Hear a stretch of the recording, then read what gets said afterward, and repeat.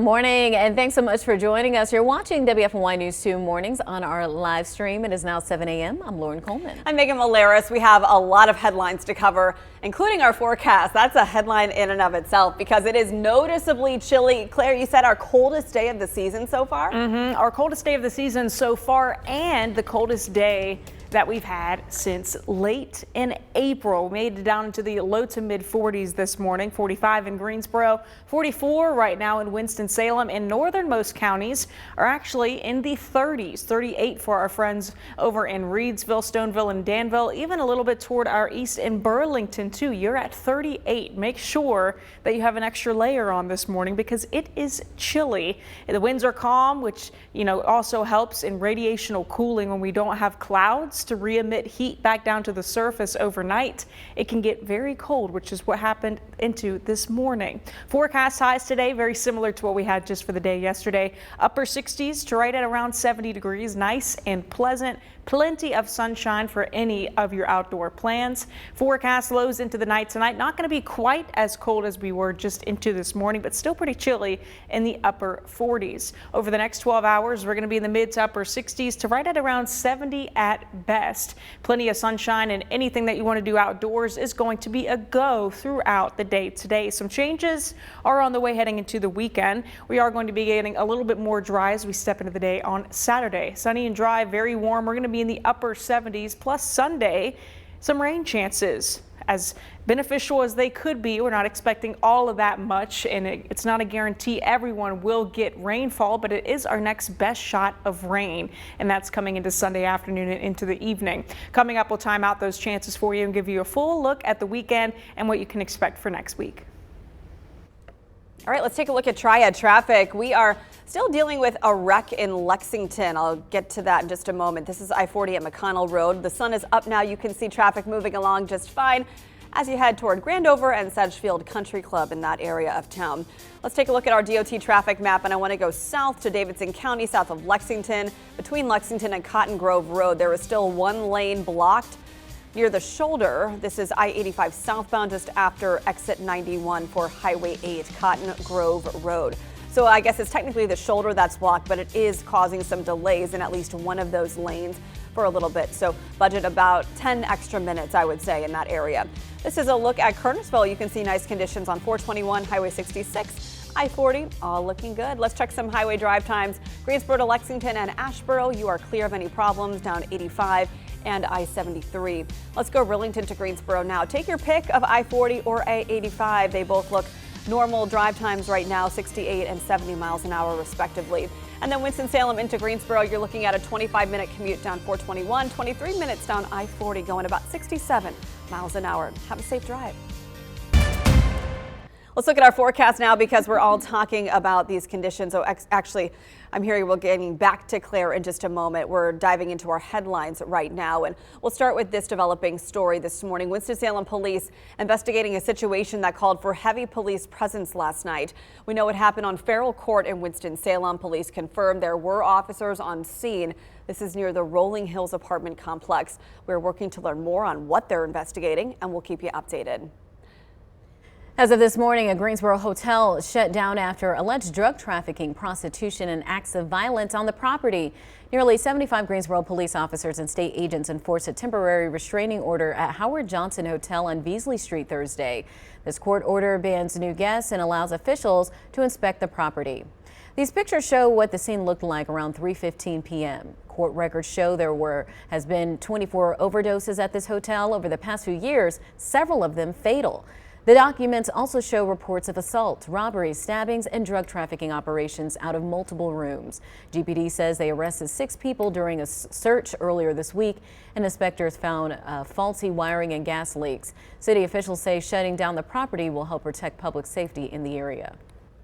This morning, 4 people face various firearms charges after a joint investigation by the ATF and Alamance County deputies. Investigators say Akeem Maynard bought guns illegally. They found some of those guns in the possession of felons and minors. They say one was linked to a 2024 Burlington shooting. The 3 others arrested are accused of trying to get Maynard to buy guns for them. This investigation continues, and additional state or federal charges could come. We have new info this morning on a fight at a Cummings High School football game. Police say 2 people are in custody as a result. Officers say one of the suspects is a 16-year-old who allegedly threw a football helmet at an SRO. This all happened after the game against Person High School from Roxborough last Friday. The officer had minor injuries. The 16-year-old faces a charge for assault on a government official. It doesn't end there, though. Police say a separate fight broke out between 2 students. An 18-year-old was charged with assault. The victim is expected to be okay. Authorities have not said which school the students involved attended. They also say more arrests could be coming. The Asheboro Police Department recently shared a video online in hopes of raising serious concerns about what can happen if drivers ignore school bus laws. This video shows cars riding right by a school bus while it stopped with its stop arm extended on East Presnell Road. Look at this. You can see not 1, not 2, but 3 cars passing by a stopped school bus. This as the driver had clearly deployed its stop sign. Look at this other angle, which proves that. First, it also shows how dark it was when the cars passed by. There were 11 children on board when this happened, but the stop sign was clearly out. A reminder, if you are traveling on a 2-lane road, just like the video you watched, you cannot pass once that stop sign is out. This is also the case when there is a center lane and even when it's a 4-lane road without a median. The only time you are allowed to continue traveling after a bus stops in the opposite direction is if there is an actual median, a concrete median. There you could drive without. You should still drive with caution, even in this case, of course. Dozens of families in the Triad are still scrambling for answers today after a High Point charter school closed without warning. State Superintendent Mo Green made a stop in Greensboro this week, highlighting alternatives within Guilford County schools. He was here as a part of his tour of the state to promote his vision for the future of North Carolina public schools. He says the impacted families from TISA should feel confident in their options to find either another North Carolina charter school or a traditional public school.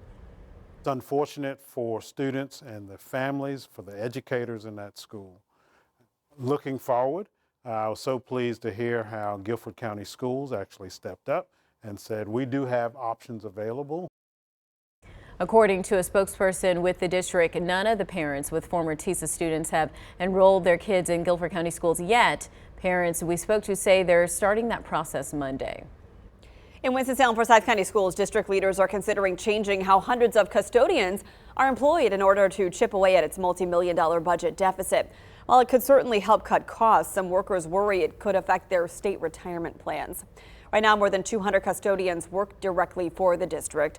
Under a new proposal, most of these positions would shift to a private company already working with the district. 35 custodians would stay on the district payroll, enough to protect their state retirement benefits. But the rest would move to SSC Services for Education, keeping their same pay in schools, but making them unable to further contribute to the state pension system. They are currently paying into it. They would have opportunities to leave that payment in because they can always return to the district at a later date or go work for another state entity and continue contributing. They can also take a payout and transfer those funds. There's lots of options, and that option is up to the individual to select. Okay, so some options on the table. We'll see if any of those are agreeable to the affected employees. The district says this move could save up to $1.5 million a year. Most school pensions offer fixed lifetime payments based on salary and years worked. You typically must work 5 to 10 years to qualify for full pension benefits, which means these Winston-Salem Forsyth County school employees switching to the new company who have not been employed that long will not get that pension. Some employees don't pay into Social Security, which can reduce future benefits as well. The board will take up its plan later this month. 7:09 now. Early voting is underway for municipal elections across our state, including the Triad. It will continue through November 1st. This is what one polling place looked like in Guilford County Thursday. In Alamance County, one of our producers said he was in and out of his polling place in less than 5 minutes. In Rockingham County, officials say just 50 people voted yesterday. For more information on where to go to vote, go to the State Board of Elections website. For more info on the races on where you will vote, just go to our website, WFMYnews2.com.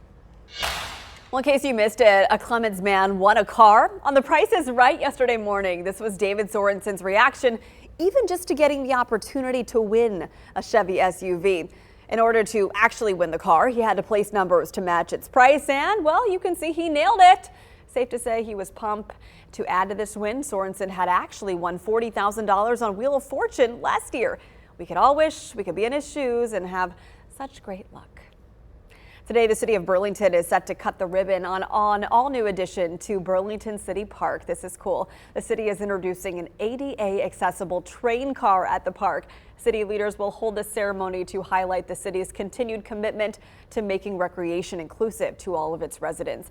The new train car was possible through a $100,000 grant from the state. The ribbon cutting will commence at 4 o'clock.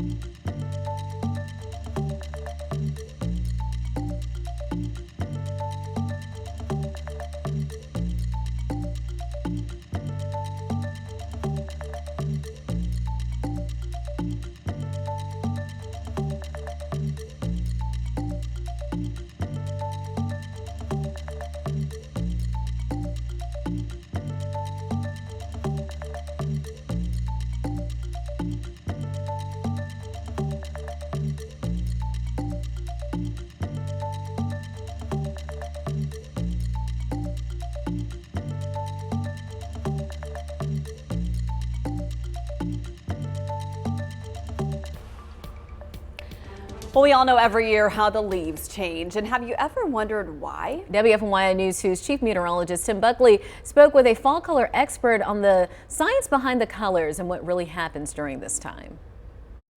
What are the main factors that really drive the vibrancy of the fall color here in North Carolina?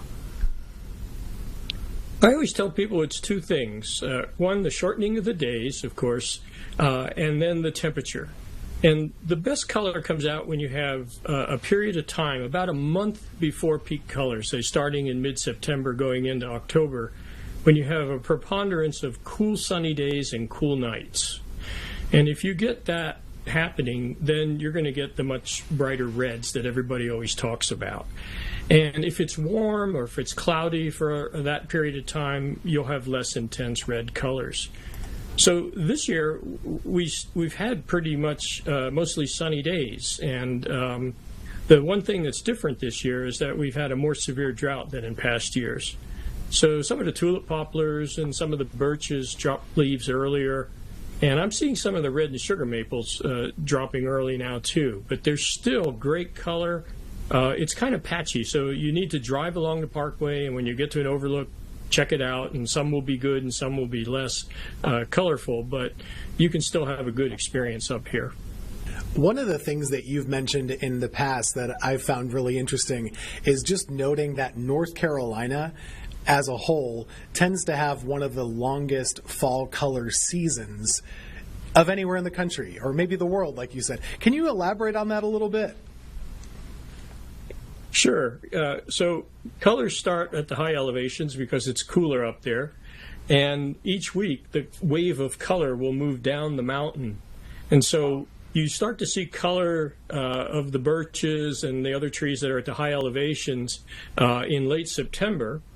And then each week, that color wave moves down till you get to the Parkway, 3,000 or 4,000 feet, and then in the latter part of October, it moves into the foothills, and then once you get into November, it moves into places that are below 2,000 feet in the Piedmont, and you can just keep following it right all the way across North Carolina till you get to the coast where you may have color happening around Thanksgiving.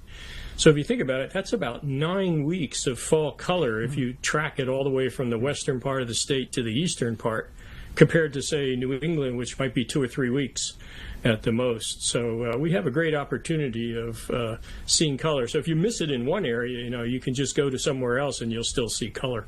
What do you think is the biggest myth people have about the fall color here in North Carolina?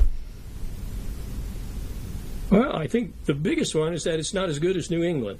And I would disagree. I would say, that we have great fall color, but I think it's a different type of fall color. I kind of equate it to the art world, where you can put broad splashes of paint on the canvas because you have few species up north, and so you have the red and the yellows and the oranges of birch, beech, and maples. Down here, we have over 150 tree species down here, so it's like stippling, little dots of color composed of many more species. And so it's a different quality of color, maybe a little more orange-yellow, but it still has its reds. And so I think it has its own quality and beauty that I think a lot of people like to appreciate.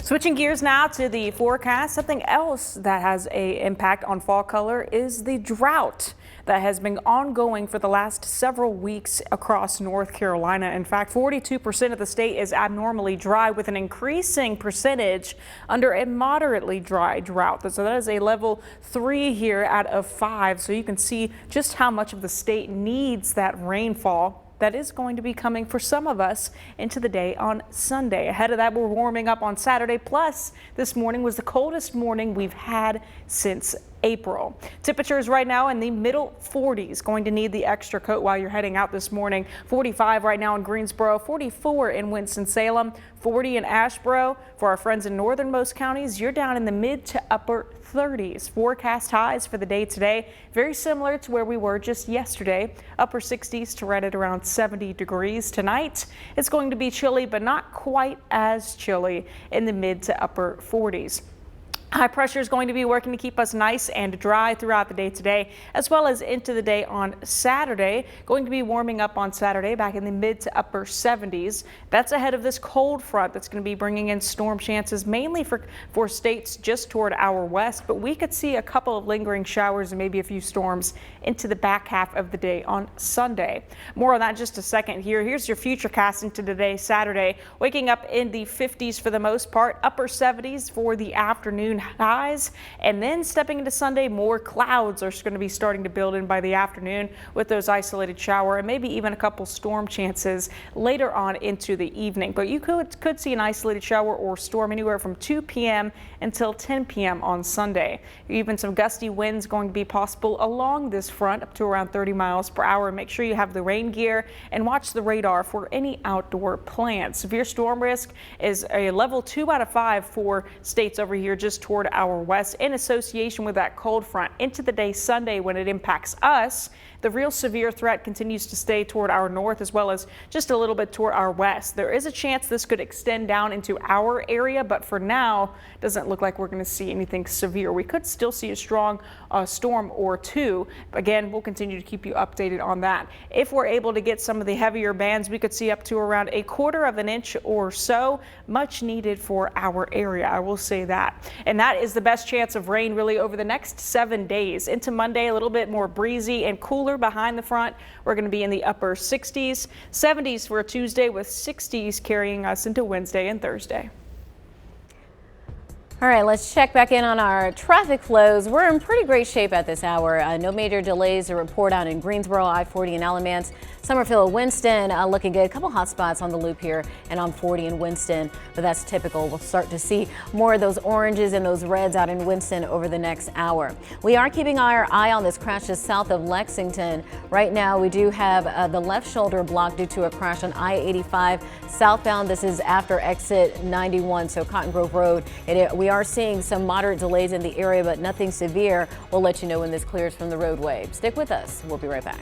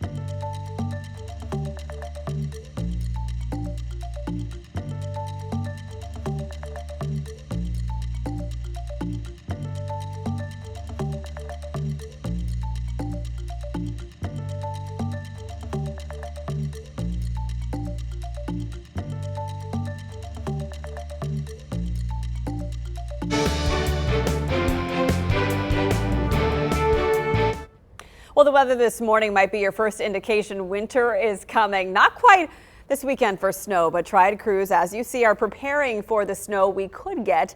This weekend, they practice their snow plans. We want to be able to be proactive in our training activities and to be able to knock the dust off of our employees and be able to get out here and have some training before we get into an event. We're also seeing drought conditions right now. Without much rain recently, farmers are seeing their crops hit hard. One in Alamance County says plants put in September are already suffering. If you get too much rain, sometimes all the roots will be up on top, and then when it cuts off like it did this year, it's hard for it to survive. But all I want on this is for it to get a little bit bigger so it can survive the winter. Farmers say weather this winter could be the difference maker for some plants. Definitely could, Lauren. And you know, this morning it is certainly a chilly one, the coldest morning we've had all season long. What a beautiful start to the day, though, with the sunrise coming up here in the next 10 to 15 minutes. Temperatures right now at 7:23. We're in the low to mid 40s across the area, 42 in High Point as well as in Walnut Cove, 45 currently in Greensboro. Starting to warm up over the next couple of hours, upper 60s to right at around 70 degrees. Nice and comfortable for any of your fall plans, and that extends into this evening, and that includes Friday night football fever. Into the weekend, warming up on Saturday, upper 70s, very warm in comparison to the last couple of days. Sunday, going to be dry early on, and then the back half of the day that we could see some isolated showers and storms across the area, because some of them could even be strong, but the severe threat for now is going to remain toward our north as well as to our west. Into Monday and Tuesday, we're going to be a little bit cooler Monday in the 60s before 70s take over on Tuesday, and then 60s are back for Wednesday and Thursday.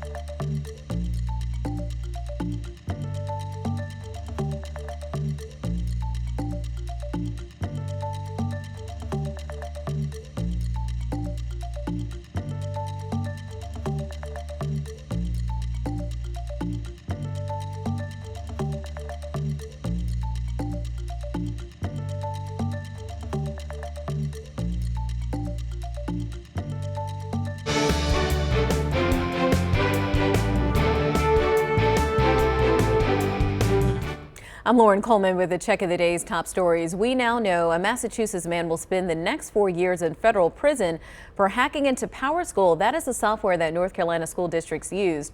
You'll remember the data breach impacted millions of students and teachers. 20-year-old Matthew Lane pleaded guilty to cyber extortion, conspiracy, and other charges. On top of the 4-year sentence, he also has to pay more than $14 million in restitution. North Carolina transitioned away from PowerSchool to a new system called Infinite Campus in July. This morning, $6 million is on the way to Western North Carolina to help with recovery. Governor Josh Stein visited the region Thursday, and the grants aim to help reduce flood risk across the state. Right now, you are looking at video from Marshall, North Carolina, taken less than a month ago. It was one of the areas hit hard by Helene. The money will go towards 11 projects. Here's meteorologist Claire Fry with a check of the forecast.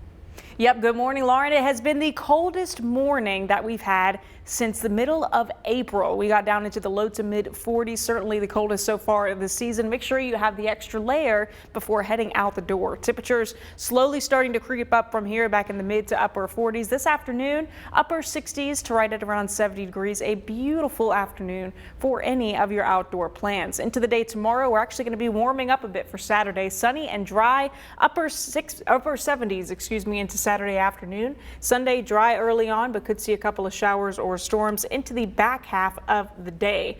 Behind that cold front, we're going to be a bit cooler on Monday in the 60s. 70s return for Tuesdays, with 60s taking us through Wednesday and Thursday.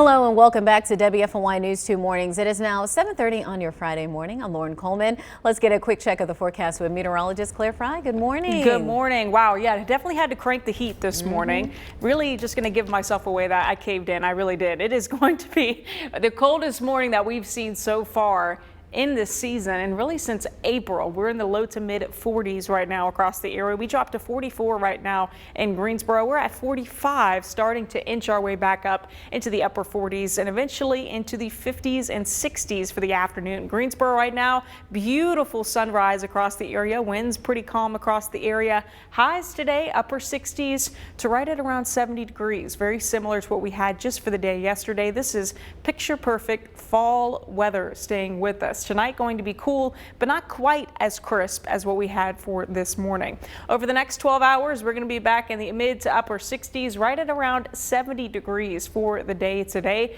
Great for any outdoor plans, and that includes if you're going to any football games for Friday Night Football Fever. That is tonight, of course, with kickoff between 7 and 7:30. Weekend forecast, Saturday going to be a bit warmer. We're in the upper 70s. Quite the change from the past couple of days, right at around 70 degrees. Sunday, dry early on, but in the back half of the day, we could see some shower and storm chances as a cold front starts to approach the area. Much needed rain chances at that, but it's not a guarantee that everyone will see rain into the day Sunday. We'll continue to track any of those shower chances throughout the day on Sunday coming up for you. I've got a better look at your weekend forecast and your overall 7-day. All right, roadways looking good. Here's another live look out in Greensboro. We're taking a look at I-40 at McConnell. Kind of looks like a ghost town. Not too much happening here. Traffic moving smoothly across the board. And right now, we're not tracking any major delays in Winston, Greensboro, Liberty, I-40 out in Burlington. Summerfield also looking good. We are, however, keeping our eye on this crash. This is south of Summerfield, or Lexington, excuse me. Right now, the left-hand shoulder is blocked due to a crash on I-85 southbound, just after exit 91 Cotton Grove Road. Just some light delays. We're keeping an eye on that to see when it will clear. In the meantime, just make sure that you move over as crews work that scene.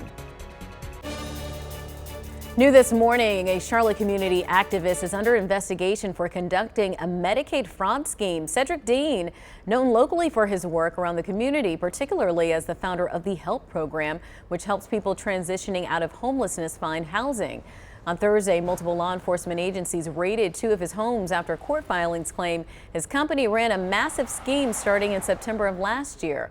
The filing claims his holdings group targeted homeless people at shelters, encampments, and halfway houses by offering them food, temporary housing, or even small payments in exchange for their Medicaid ID numbers. A woman Dean targeted told our news partner in Charlotte she wasn't surprised about these allegations. Did I expect this to happen? Absolutely, I did. Yep. I prayed for it. They would go down to neighborhoods and pick those people up and sign them up. If they didn't have Medicaid, they would sign them up for the Medicaid so that they could start billing Medicaid for the individual, saying that they're getting treatment.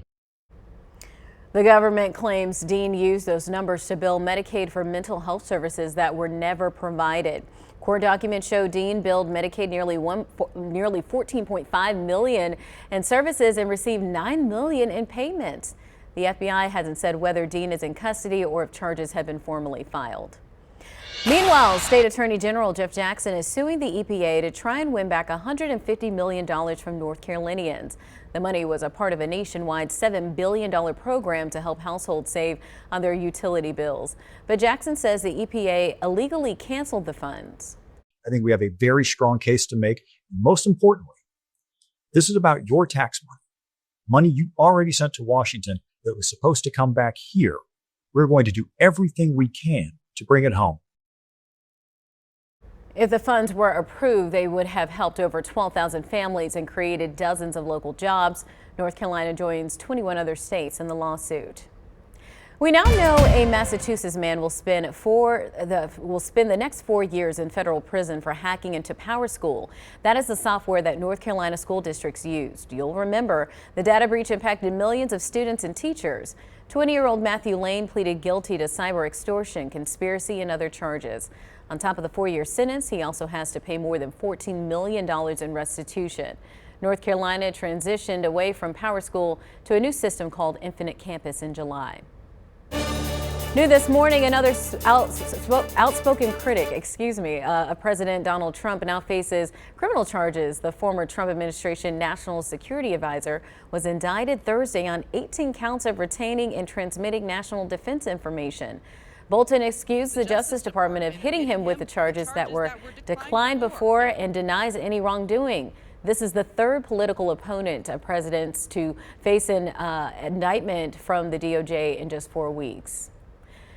New this week, a state appeals court handed Republicans a partial victory in a years-long effort to curtail the governor's influence. Thursday, the court upheld changes to 4 key commissions, shifting appointment duties from the governor to other state officials. Those commissions include those for environment, fishing and hunting, and residential building codes. The court did strike down attempts to weaken his control over board overseeing transportation, public health, and economic development. Staying in the state capitol, we wanted to take a look at how state Republicans want to change the congressional map to gain another GOP seat. Lawmakers set to vote on a new map next week. This is the current map that was used in 2024 elections. There's 14 districts. Republicans can hold 10 House seats to the Democrats 4. If we can pull that map up, we want you to focus on districts 1 and 3. There we go. In the eastern part of the state, right now, District 1 here in purple is the Democratic seat. District 3 below in the yellow is the Republican. So switching to the new proposed maps, you can see District 1 is way bigger. This is clearly the seat that Republicans want to flip by adding counties that generally vote their way. And then with that change, GOP lawmakers must think they would also keep District 3. Republicans are trying to change the map after President Trump urged lawmakers to nullify Democratic redistricting efforts, specifically in California. Senator Phil Berger said, in part, we are doing everything we can to protect President Trump's agenda, which means safeguarding Republican control of Congress. State Representative Deborah Butler called this move unconstitutional. Farce. It's against the Constitution, number one. Our Constitution prohibits mid-decade redistricting absent a court order or the appointment of a special master. So they're doing that to appease Trump because Trump is withholding his endorsement of the Senate leader, Phil Berger. North Carolinians can submit comments on the proposal. You can do that on the General Assembly's website. Again, lawmakers are set to vote on the new map next week. In other news this morning, $6 million is on the way to Western North Carolina to help with recovery. Governor Josh Stein visited the region Thursday, and the grants aim to help reduce food risk across the state. Right now, you're looking at video from Marshall, North Carolina, taken less than a month ago. It was one of the areas hit hard by Helene. That money will go towards 11 projects. We will be right back after this break.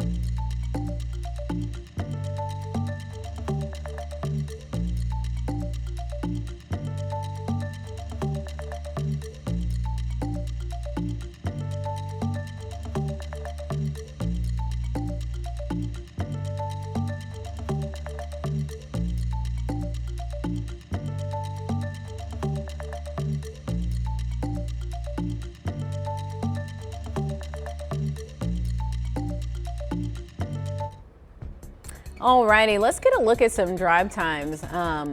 For those that are leaving Greensboro headed south, if you're making your way to Lexington by way of 85 South, it's going to take you about 25 minutes to get to Highway 8. Traffic right at 70, and then those headed to Asheboro on 73. We're looking at just under a 20-minute commute to get to US 64 by way of 73 South. Traffic right at 70 miles per hour.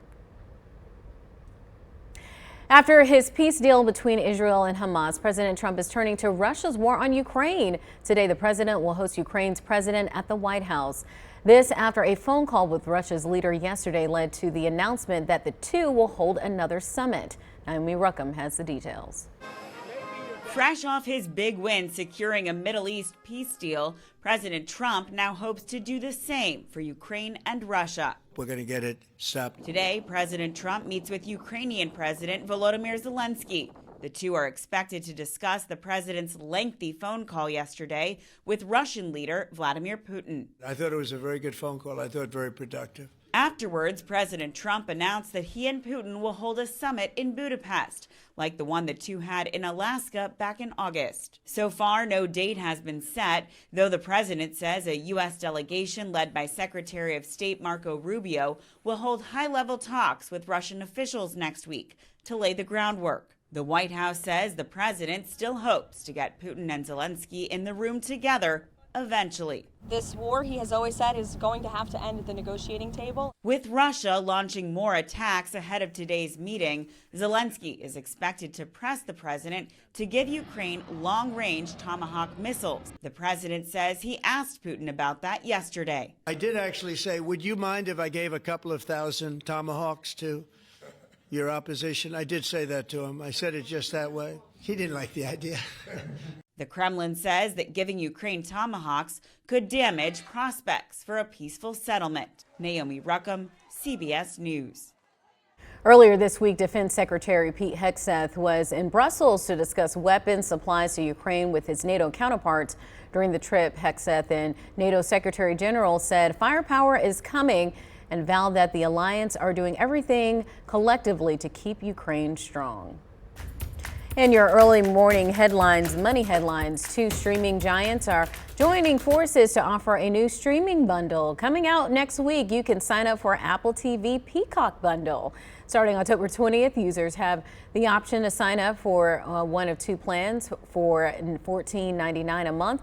You can get Apple TV and Peacock Premium for $19.99 a month. You can get Apple TV and ad-free Peacock Premium Plus. Apple TV is currently $12.99 a month after a recent price jump, while Peacock Premium Plus are $10.99 and $16.99 a month.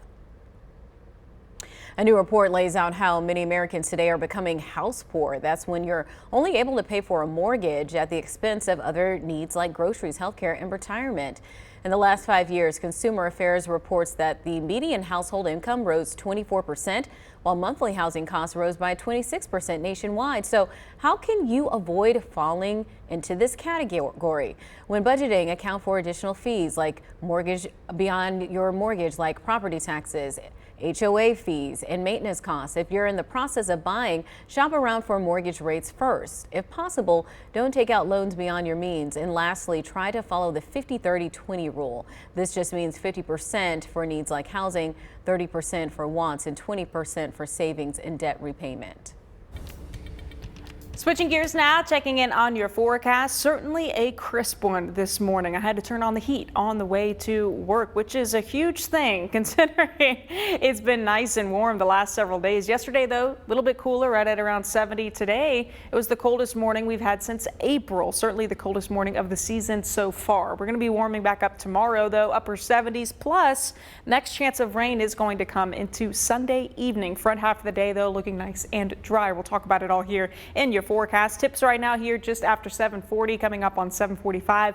45 right now in Greensboro, 44 in Winston-Salem. Bit cooler for our friends over in the foothills and mountains in the 30s. 35 right now in Boone, not far away from some of our northernmost counties that are in the upper 30s right now. Make sure you have the heavier coat, and make sure if you're sending your kids out to the bus stop, they also have the heavier coat on too. Into this afternoon, though, not going to need it. We're going to be back in the upper 60s to right at around 70 degrees. Much more comfortable tonight. Turning crisp, but not going to be nearly as crisp as we were this morning. We're going to be in the upper 40s to right at around 50 degrees. High pressure is working to keep us nice and dry today as well as into the day tomorrow. We're going to be warmer for tomorrow too, as winds are going to start to shift to come out of the south for Saturday. Then we're going to be tracking this cold front. This is going to introduce shower and thunderstorm chances that are going to be much higher for friends out just west to us in those states. We're still going to have that chance, though, of seeing a couple showers, maybe a few storms later into Sunday evening. Futurecast this afternoon, we're going to be in the mid to upper 60s, right at around 70 degrees. Saturday, a couple of passing clouds, but we're back in the upper 70s for the afternoon. Sunday, more clouds build in, especially later in the morning and early afternoon, ahead of some shower and thunderstorm chances coming later on into the day, cooling off into Monday morning. So when can we expect a passing shower or storm? Mainly going to be in the second half of the day between 2 p.m. through around 10 p.m. Isolated shower, gusty storm is going to be possible. Main threats are continuing to stay toward our north and also toward our west, but what you can do, make sure you have the rain gear and continue to watch the radar. And also seeing a severe storm risk already for the day on Saturday in association with this front out for friends toward our west. On Sunday, just toward our north is where that low level 1 out of 5 risk lies. If that continues to expand and include our area, I'll give you the latest, of course, but it looks like that's where the main threat is going to be toward our north. Into early next week, upper 60s, some extra clouds on Monday, a little bit breezy. Tuesday, going to be a little bit warmer in the 70s with 60s taking over for the rest of the week. Before we head to the break, many Kiss fans around the world are in mourning today following news of Ace Frehley's death, the original lead guitarist and founding member of the rock band. His agent says he died peacefully after a recent fall. He and his bandmates were inducted into the Rock and Roll Hall of Fame in 2014. He is the first to die among the 4 founding members.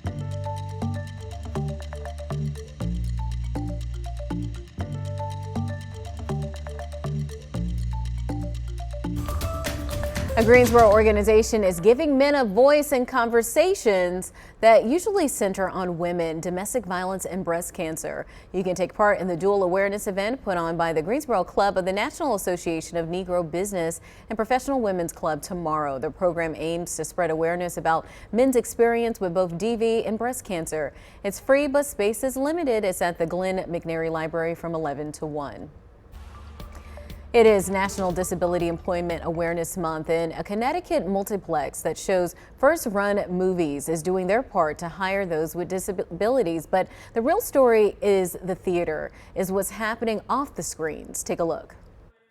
Bring it in! It's the employees at the Ridgefield, Connecticut Prospector Movie Theater who make it unique. Thank you so much.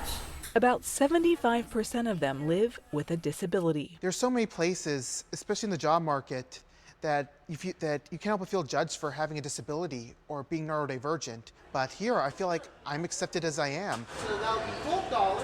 Ben Ehrman has a degree in paleontology. And here today, I'm going to give you a preview to the upcoming movie Jurassic World Rebirth. The theater pairs its employees with jobs that highlight their strengths, a practice they call Sparkle. Stephanie Schultz says she has been living with a disability since a car accident 18 years ago caused a severe brain injury. Back to feeling useful and able and appreciated, and Sorry.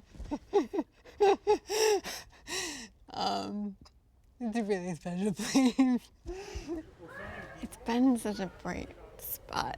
I mean, of course, having a job feels more productive, feels like a more positive life direction. How has working here impacted your life? I actually had some issues and doubts about myself, but after working with everyone here, I feel like I can finally believe in myself again. Oh, can I help you carry it into the theater at all? Oh, that would be great. One last check-in of your forecast. Certainly was a cold one this morning, but certainly a beautiful sunrise that we're seeing right now all across the Piedmont Triad. Not a cloud in sight. Lows this morning, the coldest we've been since April 17th on the dot. 44 in Greensboro and in Winston-Salem, 42 in High Point, and also in Lexington. Starting to warm up. We're going to be back in the upper 40s over the next couple of hours. This afternoon, upper 60s to right at around 70 degrees, perfect for any outdoor plans, and that includes Friday night football fever. Weekend forecast warming up a bit for Saturday with winds starting to come in out of the south. Very warm, upper 70s. Sunday, dry early on, but we are going to be seeing some shower chances later in the back half of the day, mainly after 2 o'clock, where we could see a couple gusty showers or even a storm or two, but the main threat of severe weather going to stay mainly to our north and west. If that changes, we'll continue to bring you those updates, of course. Breezy into the day Monday, also going to be cooler in the upper 60s. Tuesday looking a bit warmer for now in the 70s, with 60s taking us into Wednesday and also into Thursday. All right, let's get another live look at our roadways. Let's go ahead and check out Winston-Salem right now as we take a look at I-40 at Silas Creek Parkway. Traffic moving right along. The sun is shining, but y'all, it is chilly out there, so you're probably going to find yourself cranking up the heat as you drive into work this morning. But we are smooth sailing. Stick with us. We'll have a look at some headlines when we return.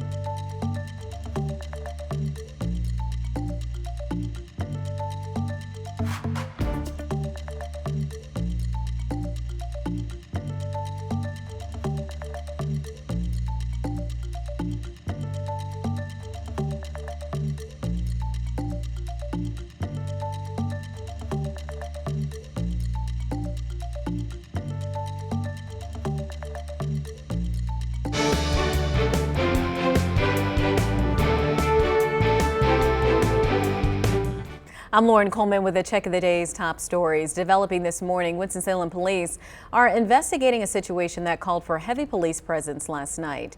We know it happened on Farrell Court in Winston-Salem. Police confirmed that there were officers on scene. This is near the Rolling Hills apartment complex. We are working to learn more on what they are investigating. We'll keep you updated both on air and online. Early voting is underway for municipal elections across our state, including the Triad. It will continue through November 1st. This is what one polling place looked like in Guilford County Thursday. A ghost town in Alamance County. One of our producers said he was in and out of his polling place in less than 5 minutes. In Rockingham County, officials say just 50 people voted yesterday. For more information on where to go vote, go to the State Board of Elections website. For more info on the races you will vote on, you can head to our website. Here's meteorologist Claire Fry with a check of the forecast.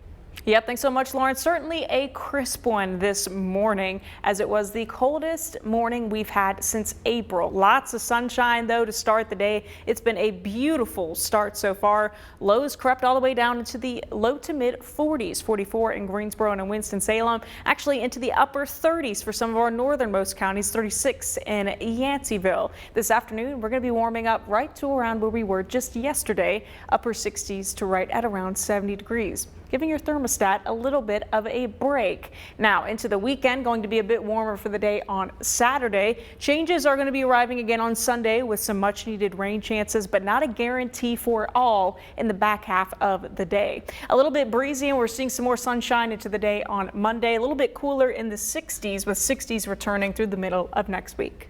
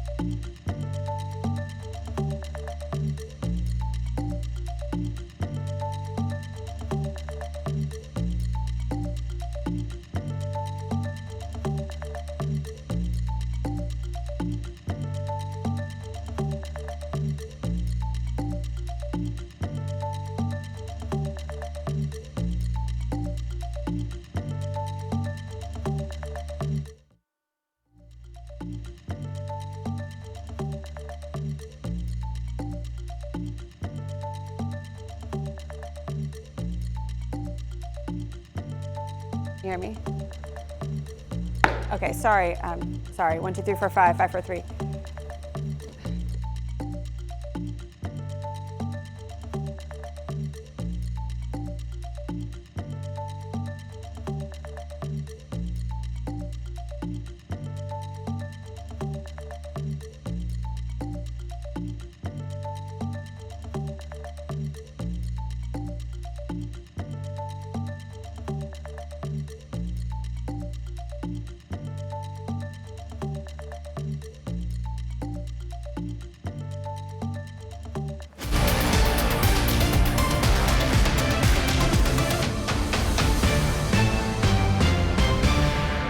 Good morning and welcome to WFMY News 2 Mornings. We are streaming live this morning at 8 a.m. I'm Lauren Coleman. I'm Megan Maleros. We have a lot of news headlines to talk about as we wrap up your work week.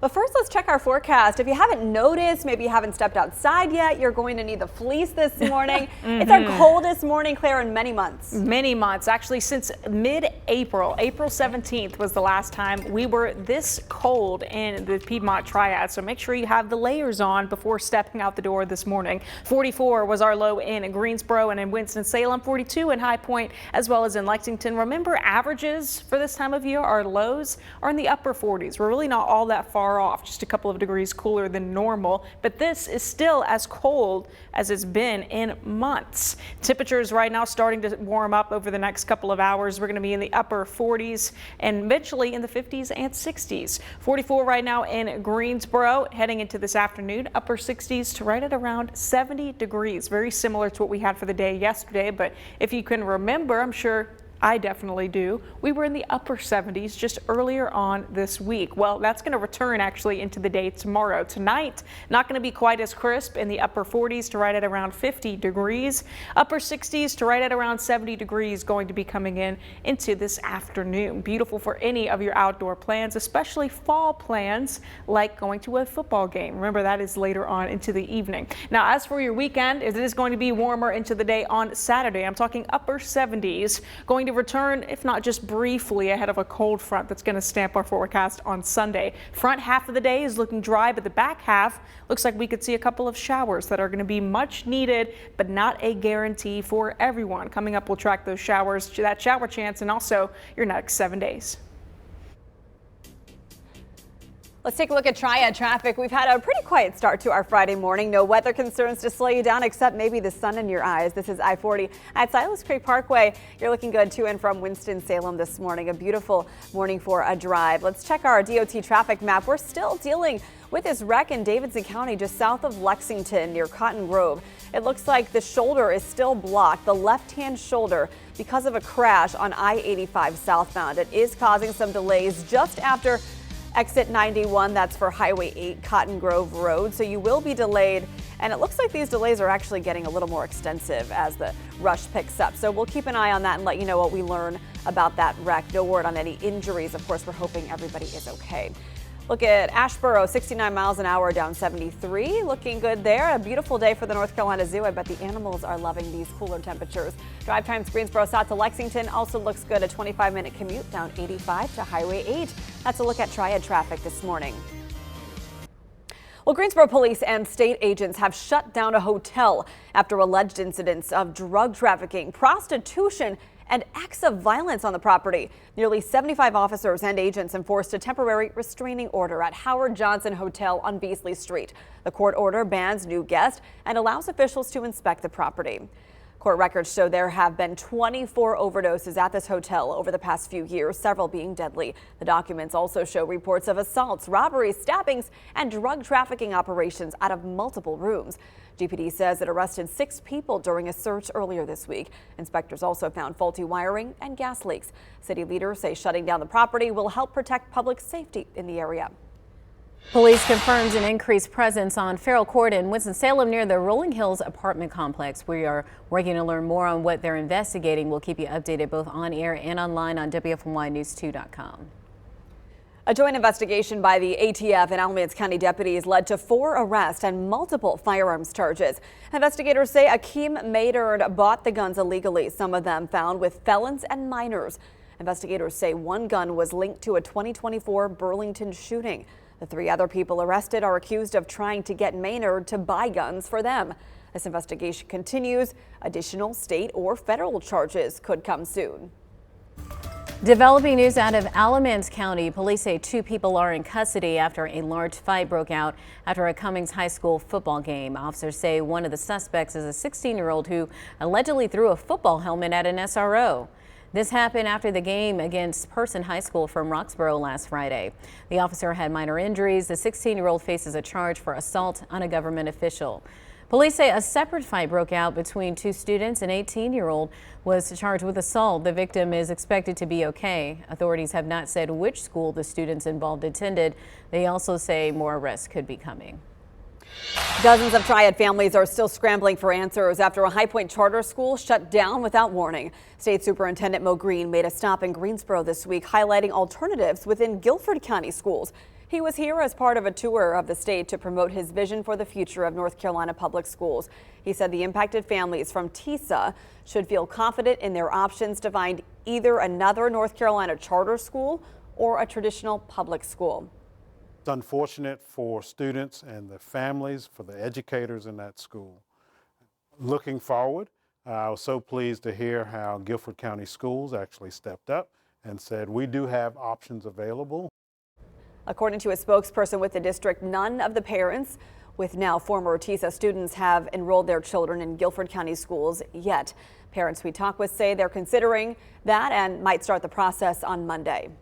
A Massachusetts man will spend the next 4 years in federal prison for hacking into PowerSchool. That is the software that North Carolina school districts use. The data breach impacted millions of students and teachers. 20-year-old Matthew Lane pleaded guilty to cyber extortion, conspiracy, and other charges. On top of the 4-year sentence, he also has to pay more than $14 million in restitution. North Carolina transitioned away from PowerSchool to a new system called Infinite Campus in July.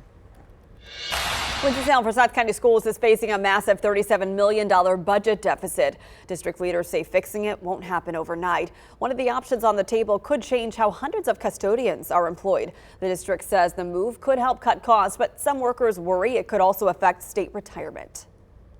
Right now, more than 200 custodians work directly for the district, but that could soon change. Under this new proposal, most of those positions would shift to a private company already working inside Winston-Salem Forsyth County Schools. District leaders say it's one way to save money while protecting some longtime employees' pensions. 35 custodians would stay on the district payroll, enough to protect their state retirement benefits. The rest would move to SSC Services for Education. District leaders say those workers would keep their same pay and schools, but would no longer contribute to the state pension system. Any staff members that stay on WFCS payroll will continue that state pension payment process. Again, there are 35 of those that are over 15 years of service, full-time, continuous, paying into that retirement system. Other individuals, each situation is different. If they are currently paying into it, they would have opportunities to leave that payment in. Because they can always return to the district at a later date or go work for another state entity and continue contributing. They can also take a payout and transfer those funds. There's lots of options, and that option is up to the individual to select. The district says this move could save up to $1.5 million a year. The board will vote on the plan later this month. All right, so a lot of still lingering questions about this plan. Here's what to know about North Carolina state pensions, which are highly coveted in government jobs here. Most school pensions offer fixed lifetime payments based on salary and years worked. You typically must work 5 to 10 years to qualify for full pension benefits, which means these Winston-Salem Forsyth County school employees switching to the new company who have not been employed for that time will not get that pension. Some school employees don't pay into Social Security either, which can also reduce future benefits. A recent Wake Forest University study found a connection between where you live and your chances of getting dementia later in life. The study found people living with socioeconomically disadvantaged areas are at a greater risk for both Alzheimer's and dementia. Memory problems and cognitive decline rates are also higher in those neighborhoods. Researchers say the study further proves your social environment can influence your brain structure and function. Today, the city of Burlington is set to cut the ribbon on an all-new addition to Burlington City Park. I love this. The city will introduce an ADA accessible train car at the park. City leaders will hold the ceremony to highlight the city's continued commitment to making recreation inclusive to all of its residents. The new train car is possible from a $100,000 grant from the state. The ribbon cutting will begin at 4 o'clock today. Beautiful weather for it, too. A third Triad Whataburger location is set to welcome customers this upcoming Monday. The new location in High Point will have its grand opening, expanding the Texas chain stamp in North Carolina. The chain launches its expansion in the Triad back in July and has been spreading like wildfire. The new location stands on North Main Street and will have limited time offers for its first day in business.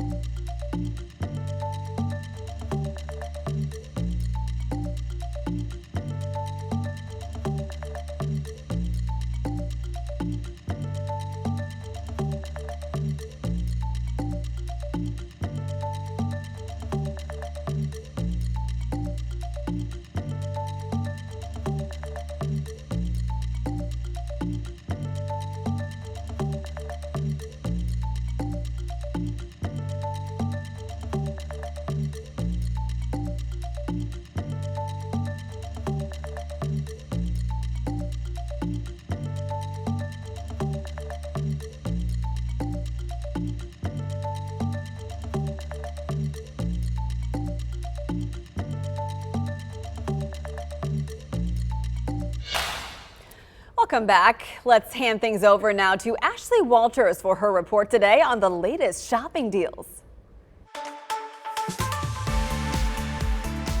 Hey, our team's always looking to save you money, and when we found out Halloween prices had spiked 42%, we went looking. Rustic Marlin really gets the job done well. They gave us an exclusive deal for you today, too. Just take a look at this. These are not cookie cutter. You won't see them at a big box store. You know what we really love? Look at the back, how it's stamped. Made in the USA. These are handcrafted, solid wood. They absolutely smell incredible. It's not just Halloween either. Look at that. It is fall. It is Thanksgiving. So you could have a whole bunch of them, swap them out, and hang them up inside too. Now, speaking of inside, we just absolutely love how you can style these pieces so many different ways. Check this out. These different trays, they have all of these different designs here. Yeah, you could have this in your entryway, give them as a hostess gift, or, again, hang it up, use it as an art object, stamped just like that. Okay, now there's even more in the kitchen. Come with me. Doesn't this look beautiful? Now, this is a husband and wife team. How cool is that? They make sure that each one of these is totally different. They're all different shapes and sizes too, which we just completely love. Now, they've given us an exclusive deal. So usually $16 to $70, we have 25% off, but since they're handcrafted, when they go, they go. Scan that QR code or go to shoptvdeals.com. Switching gears now to your forecast, we are in desperate need of rainfall, and we can see on the latest drought monitor that was just given out yesterday in the latest report that 42% of the state is abnormally dry.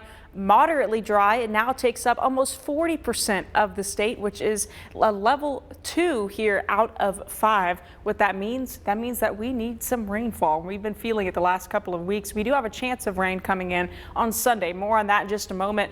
Before then, we're warming back up on Saturday, back into the upper 70s. Plus, it's been the coldest morning since middle of April. Temperatures here after 8:14 are currently sitting in the 40s across the area, warming up this afternoon in the upper 60s to right at around 70 degrees, very similar to what we had just yesterday. Chilly, but not quite as chilly as we were into this morning. High pressure is going to work to keep us nice and dry today as well as into the day tomorrow before we start to track a cold front that'll be bringing in some shower and thunderstorm chances. So really stepping into the day on Sunday. Front half of the day looks dry before we see those isolated shower and storm chances later in the back half of the day Sunday.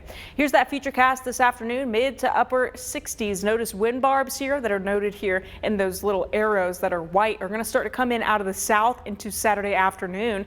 And we're going to be seeing warming temperatures as a result of those nice warm winds out of the south. We're going to be in the mid to upper 70s into Saturday afternoon. More clouds on the way as we step into the day Sunday with an isolated shower or even storm chance coming later into the afternoon and into the evening. Mainly going to be from that 2 p.m. window through around 10 o'clock with the bigger threat being later on into the evening. Isolated shower or storm going to be possible with some wind gusts too. So have the rain gear with you just in case. It's not a guarantee all of us are going to see rain, but continue to watch the radar if you do have plans. Out actually west of our area and some of those states over here just in western Tennessee. Over here also toward Arkansas, we're starting to see a chance of severe weather from that system that's going to impact us into the day Sunday. But it does look like for now, the main severe threat is going to be toward our north as well as to our west.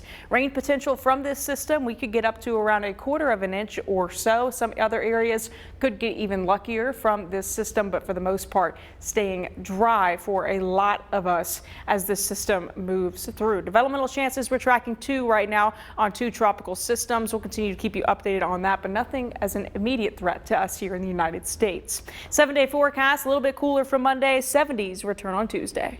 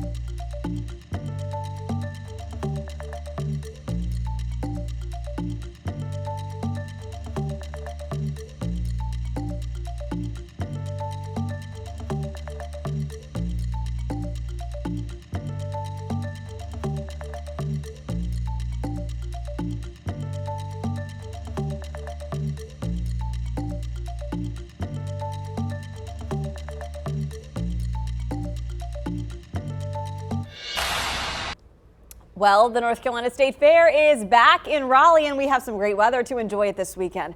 Organizers have 88 new foods to introduce this year. There will also be some new rides and entertainment. The fair runs until October 26th. That's next Sunday. If you're looking to save some time getting to and from the fair, you're not alone. Fair officials expect more than 1 million visitors in the next 11 days. They say your best bets are to travel via bus. A Go Raleigh bus from Garner Station, for example, will cost $5 for adults, half price for seniors, and free for children. In Durham, a free bus will run with the train, taking you right to the fair as well. Halloween is 2 weeks away. The North Carolina Zoo getting ready for trick-or-treating this weekend. The Boo at the Zoo event will include costume contests, crafts, and spooky fun for the whole family. The event is being held this Saturday and Sunday from 9 until 3. If you can't make it, they will have another event at the end of the month. If you're looking for the place to soak up fall, Circleville's got you covered. The town's legendary pumpkin show is back for its 118th year, drawing hundreds of thousands for pumpkin treats, parades, and plenty of hometown pride. Yeah, Libby Huff takes us there to see why they call it the greatest free show on earth. We've been coming literally since the womb for them and her. I like seeing pumpkins. They call it greatest free show of all time. That's the greatest free show on earth. And it's back in its 118th year. The Circleville Pumpkin Show. Look at this one. Founded in 1903. To showcase the agriculture community of Pickaway County.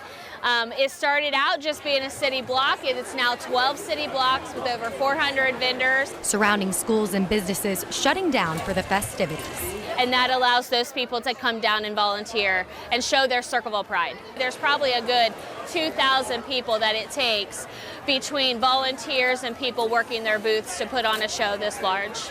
Organizers expecting 400,000 people over 4 days. And although admission is free, we estimate a little bit over $4 million worth of economic development impact through our local stores, through the people that you see here at the show, restaurants, hotels, all throughout the Central Ohio region. for farmers like Chris Yoder, the pumpkin show brings in tons of business. Literally. Do you have an estimate of how many pumpkins you sell here every year? Oh my gosh. It would be in the tons. So I grow about 4.5 acres every year, and I probably get about 10 to 15 tons per acre. Probably a fourth of that we sell here. The Durbins come every year. We always come as a family. It's tradition. We love coming out and seeing the big pumpkins, getting some pumpkin-themed food, and we all share it together, so we get to try everything. And it literally is just a staple for Circleville, and I love it here. Mayor Blanton says the preparation for next year starting soon. We'll start discussions the week after Pumpkin Show is over. We do a debrief of what we liked, what we didn't like, what we could do better as a whole, and then we start planning for next year's show. Almost as soon as it's over, I get the seed catalogs for next year, so it's a year-round thing almost. Every year there's something different pumpkin that you can experience. Love it. Reporting in Circleville, Libby Cathy, 10 TV News. Love that story. And you know, it's a good day to go pumpkin picking. It certainly feels like fall outside right now across the Piedmont Triad. You can see plenty of sunshine, not a cloud in sight, and lows today were the coldest that we've been in months, particularly since the middle of April. We snuck all the way down to 44 in Greensboro and in Winston-Salem, 42 in High Point and in Walnut Cove, mid to upper 30s for some of our northernmost counties over there toward Reedsville and also in Yanceyville. This afternoon, we're going to be back in the upper 60s, right at around 70 at best, but at least it is a little bit of a break for your thermostat. It's going to be beautiful this afternoon for any and all outdoor plans. Now into this weekend, we're warming up a bit on Saturday, upper 70s, waking up in the upper 40s, so a little bit chilly to start out. Sunday, dry early on for the front half of the day, but with more shower chances coming in into the afternoon and evening. Not going to be a guarantee that rain will get over your neighborhood, but still nonetheless, you know, we'll take any rain that we can get. Up to around 1/4 inch as possible in some of those heavier bands from that cold front. Into next week, a bit cooler on Monday in the upper 60s, 70s are back into Tuesday. Alrighty, let's get another look at traffic. Not too much has changed in the last 10 minutes or so, but traffic flows are looking good. We are keeping our eyes on this crash just south of Lexington. Right now, we're starting to see some more delays. The left-hand shoulder still blocked at I-85 South right before after exit 91. We're starting to see some reds there. We'll be making some calls to see what's taking place. That is a look at your Triad traffic.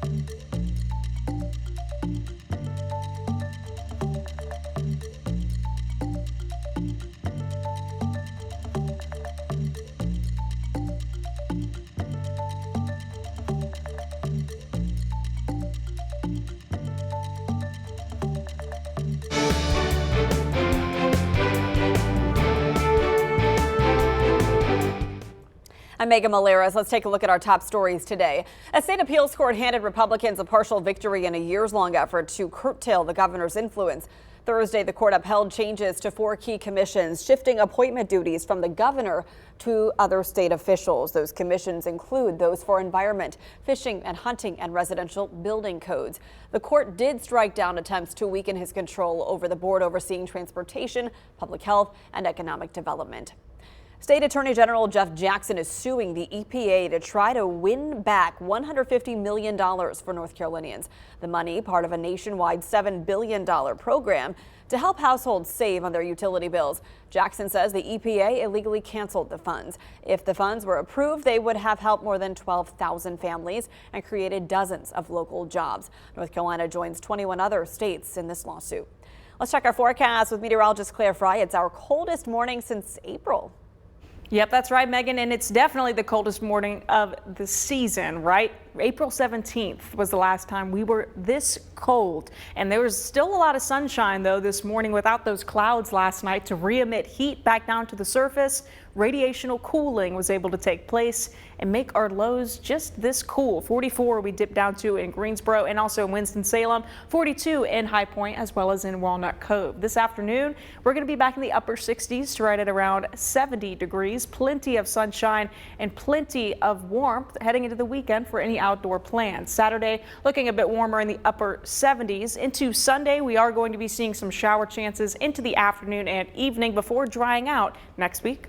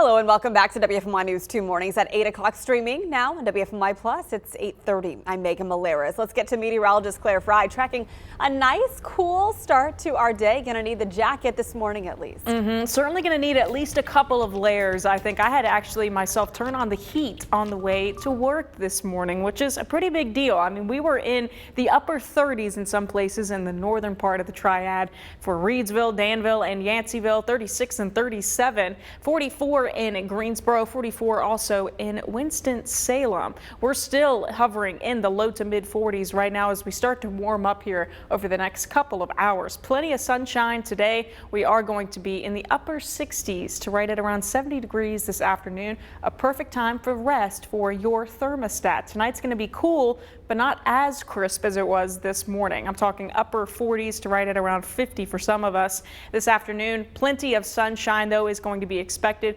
Perfect for any of your outdoor plans, and that includes Friday night football fever going on later into this evening. Any outdoor plans that you have, don't have to worry about rain chances or really many even clouds across the area. We are going to be starting to warm up into the day on Saturday, sunny and dry.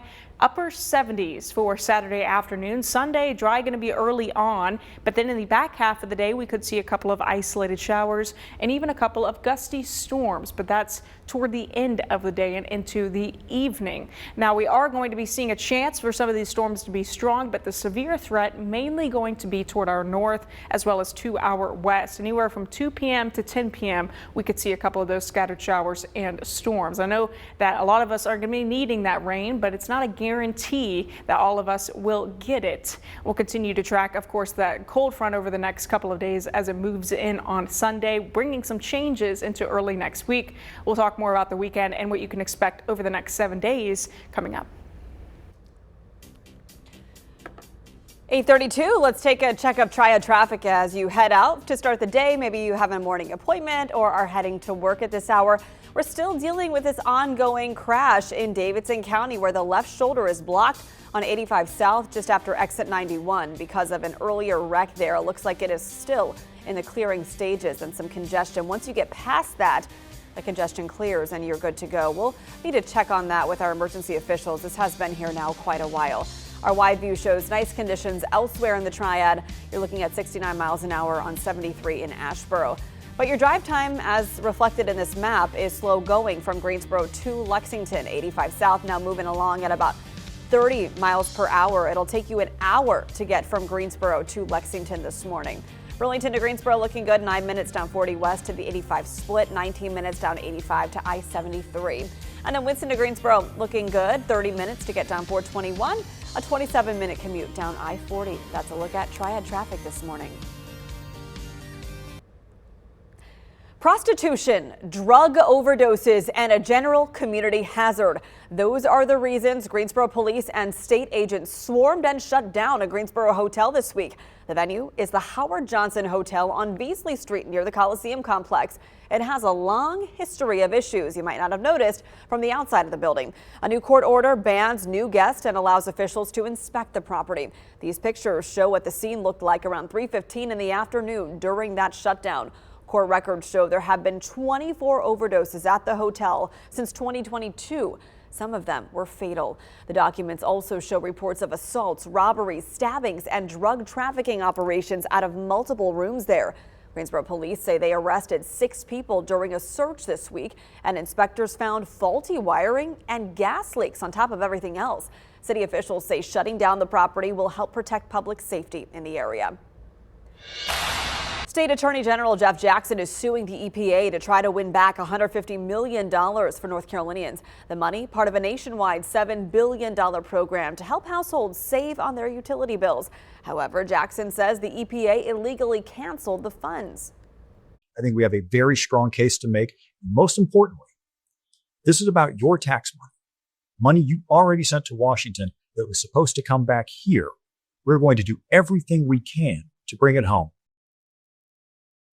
So if these funds were approved, they would have helped more than 12,000 families and created dozens of local jobs. North Carolina joins 21 other states in this lawsuit. Well, the town of Marshall now has $6 million to help continue flood recovery after Hurricane Helene a year ago. Governor Josh Stein visited Marshall yesterday to announce the grant money. Marshall was one of the areas hit very hard by the storm. This is drone video from less than a month ago showing a major improvement, but there is still some work to go. This money is being allocated to 11 projects. Ukrainian President Volodymyr Zelensky is in Washington today. Vice President J.D. Vance is tempering the expectations with this. He says Russia and Ukraine are not ready to agree on a ceasefire deal. Zelensky argues that could change if the U.S. provides more air defense systems. As Amy Kiley reports, he is also set to ask for a missile capable of reaching Moscow. Tomahawk missiles are potentially on the line for Ukrainian President Volodymyr Zelensky as he visits President Donald Trump at the White House today. They have a long enough range for Ukraine to strike Moscow. Exactly such pressure may work for peace. Trump is floating the idea of providing Tomahawks to Ukraine. He says he mentioned that to Russian President Vladimir Putin in a phone call yesterday. I did actually say, would you mind if I gave a couple of thousand Tomahawks to your opposition? I did say that to him. I said it just that way. He didn't like the idea.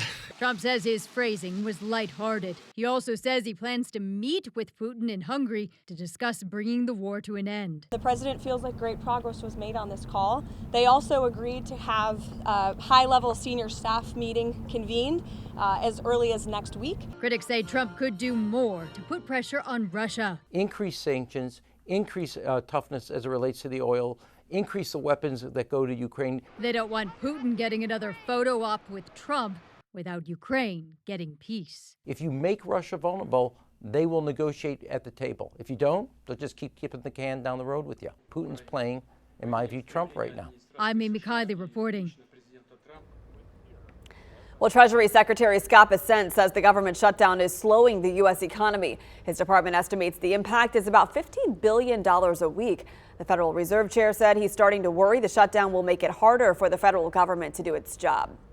There is a hotline for federal workers here in North Carolina who have yet to be paid. If you need assistance, call 855-435-7969 or visit WFMYnews2.com for more information. Senate Republican leaders are considering taking up a bill as soon as next week to pay federal workers affected by the shutdown. That's according to a source familiar with the matter. Until now, Republicans have held off on voting to pay workers, saying Democrats needed to vote to reopen the government for that to happen. 60 votes would be necessary for it to advance, which would require bipartisan support. Senate Majority Leader John Thune took procedural steps Wednesday to put the bill on the floor. Other Republican leaders are also weighing introducing a bill that would require members of the military to receive payment. Well, the federal deficit edged lower this year thanks in part to the tariffs. According to the Treasury Department, the budget deficit slipped to nearly $1.78 trillion in fiscal year 2025. That is down $41 billion from the year prior. The revenue from tariffs soared to $195 billion, a sharp increase from the $77 billion they brought in last year. A Congressional Budget Office review found additional income tax receipts also came in higher, which helped offset a decline in corporate tax revenue. Early voting is underway, and you have plenty of time if you did not make it to the polls yesterday. Municipal elections across our state are fast approaching for the general in November. These will continue early voting sessions through November 1st. This is what a polling place looked like in Guilford County. So many campaign signs, but so few voters. We took a look at what the situation was like in Alamance County. One of our producers who voted was in and out in fewer than 5 minutes. Officials in Rockingham County say only 50 people voted on the first day there. This shows the importance of voting during municipal elections and how easy the process is. For more information on where to go to vote during early voting, check out the State Board of Elections website.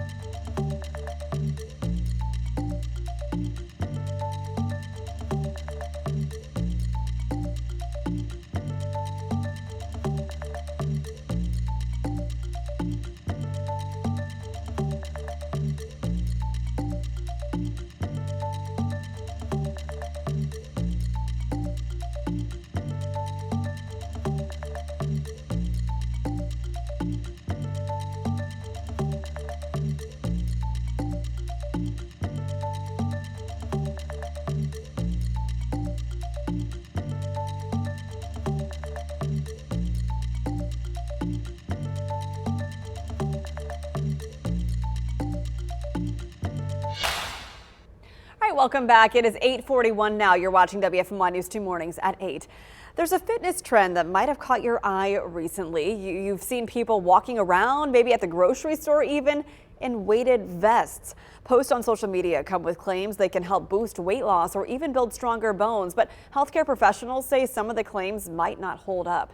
CBS's Jared Hill puts the weighted vest to the test with an exercise expert. I have my weighted vest on.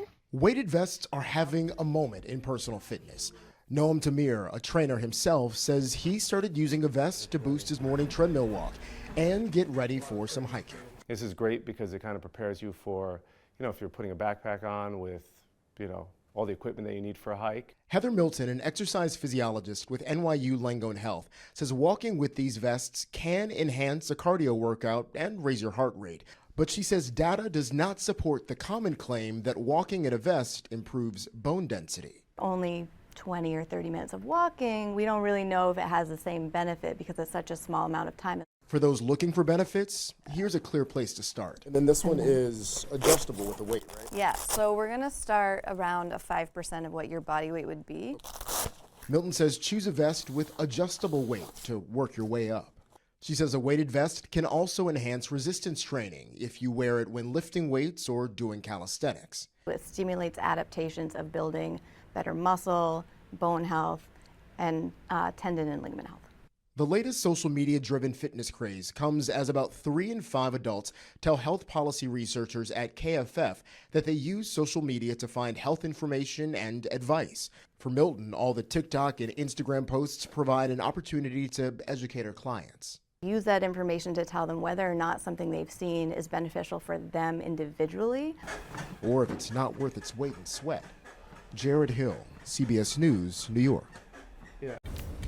Quite the crisp morning we've had across the Piedmont. In fact, it's been the coldest morning that we've had since the middle of April. We're warming back up into the day tomorrow. I'm talking upper 70s ahead of some rain chances that are going to be returning into the day on Sunday, mainly into the afternoon and into the evening. Temperatures right now low to mid 40s. Gonna need to bundle up this morning, at least have an extra coat on. This afternoon, coat probably not gonna be needed. A break for your thermostat too. Upper 60s and lower 70s into this afternoon. Very similar to what we just had yesterday. But if you remember before that, we were in the upper 70s for a long stretch of days. Into the night tonight, it's going to be crisp, but not nearly as cool as it was just early this morning. And even right now, where we're still in the low to mid 40s. High pressure is working to keep us nice and dry throughout the day today, as well as into the day tomorrow. As it starts to push offshore, it's going to be ushering in more southerly breezes. Why does that matter? Well, southerly breezes bring in warmer air, which means our highs are going to be warmer in the upper 70s on Saturday. That's all ahead of that cold front that's going to be bringing in some storm chances, mainly for states to our west, but we still could see a couple of isolated showers and storms later into the day on Sunday. Here's that futurecast for this afternoon. Upper 60s to right at around 70 degrees. Into the day Saturday, waking up perhaps a couple of passing clouds, but afternoon highs, we're going to be in the mid to upper 70s. Nice and dry. Sunday, can't really say that because we're going to be having that little bit of a shower chance along that cold front coming in later into the afternoon and evening. Mainly going to be between 2 p.m. through around 10 p.m. that we're watching for any sort of shower or storm chance. Also could be a little bit breezy too, with wind gusts between 30 to 35 miles per hour. Again, not a guarantee that everyone is going to see a shower or storm, but again, at this point, I think we will take any rain that we can get. Make sure you have the rain gear and continue to watch the radar. Out toward our west, there is a severe storm risk really over portions of Arkansas and also western Tennessee. And we're seeing that at a level 2 out of 5 from that system. That's for Saturday. Into Sunday as the system starts to approach our area. Main threat seems to be just toward our north as well as to our west, but we still could see a strong storm or two. And that area could also be extended to include our area, so we'll continue to bring you updates. Rain potential over the next 7 days, really up to around 1/4 of an inch from this system. Otherwise, looks pretty dry across the area. I'll let you take a look yourself at the full 7-day forecast. Behind this system, we're actually going to be a little bit cooler in the upper 60s into the day on Monday. Tuesday, a bit warmer back in the middle 70s with 60s taking over into Wednesday and Thursday. Let's take a look at Triad traffic at 8:46. No problems to report here, but drive times leaving High Point to Greensboro looking good. 10 minutes down Business 85 north to I-40. Let's check Winston to Greensboro now. You're looking at a 28-minute ride down 421 and a 31-minute commute down I-40. So today, at least right now, 421 is the better option, the opposite of what we normally see at this hour. Burlington to Greensboro, take your pick of routes here, I-40 and I-85. Both look good, but it is still slow going from Greensboro to Lexington. And I think it's because of this residual accident here. We're still seeing the crash icon. DOT still working to clear the left shoulder, blocked for the last couple of hours on 85 South, just past that exit 91 for Cotton Grove Road. So you do have delays heading there, but once you get past that wreck, you do not have any other issues. Let's see one more view of our traffic camera if I can tab back to that. I want to see how it looks outside as the sun shines beautifully on I-40 at mile marker 192 for Silas Creek Parkway. A gorgeous day to explore Winston-Salem. If you have the day off work, maybe visit Old Salem. You will be in for a treat. That's a look at Triad traffic.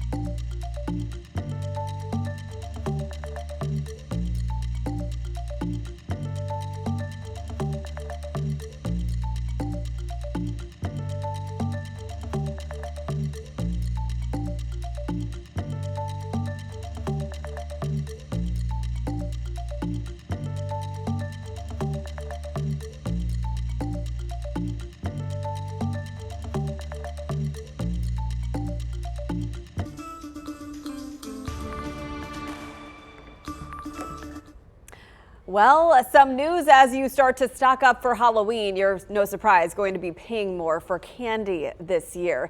The price of cocoa has skyrocketed, forcing many makers, including Hershey's, to raise prices again ahead of Halloween. Let's take a look at how some smaller shops, like one longtime candy maker in California, are feeling the squeeze and what that could mean for your sweet tooth this season. So I'm going to dip it right in here. This is the dark, so it's not too dark. We'll give that a try. You don't have to ask me twice. For more than 4 decades, Jerry Rowley has been creating confections here at Logan's Candies. Based in Ontario in the Inland Empire, he's always tried to keep his sweets affordable. You know, back in the old days, we would go 2 or 3 years without raising prices, and now it just seems like every year we have to do a little bit of a price increase. That's because the price of cocoa has increased 73% in just 5 years. In June of 2020, the global cost of the commodity was about $2,200 per metric ton of cocoa. In June of 2025, the price was more than $8,400. We're seeing prices higher than they've ever been. Phil Lembert is the editor of SupermarketGuru.com. For this little bag of Hershey's Minis, $22. He says cocoa production in West Africa is down about 14%. And they've had droughts, they've had windstorms so that the sunlight doesn't hit the trees. And frankly, there's a lot of diseases when there's, these heavy rains there. At Logan's Candies, they're also dealing with the fallout from tariffs. We deal with a couple different chocolate companies. So some of our chocolates have had a little bit of a tariff increase, very minimal, honestly, not too high, 4 or 5%. Sugar prices are also at a record high. Like cocoa, weather is mostly to blame, as drought has hampered crops in India and Thailand. So whether it's cane sugar, whether it's cocoa, all of that has to get imported, and all of that's being affected by the tariffs. And while Halloween is considered the peak candy buying season, the winter holidays and Valentine's Day also make up a big chunk of annual sales. Where do you see prices going? Prices are going to continue to go up. There's no question about it. And what we're also seeing are food companies changing it up a bit. So instead of producing as much chocolate, they're producing more gummies. They're producing, more candies that are non-chocolate. If candy prices are leaving a bad taste in your mouth, Lembert suggests shopping around. And that means going to grocery outlets. It means going to Aldi's. It means going to other stores and really looking at those circulars that are online now. Do you worry at all that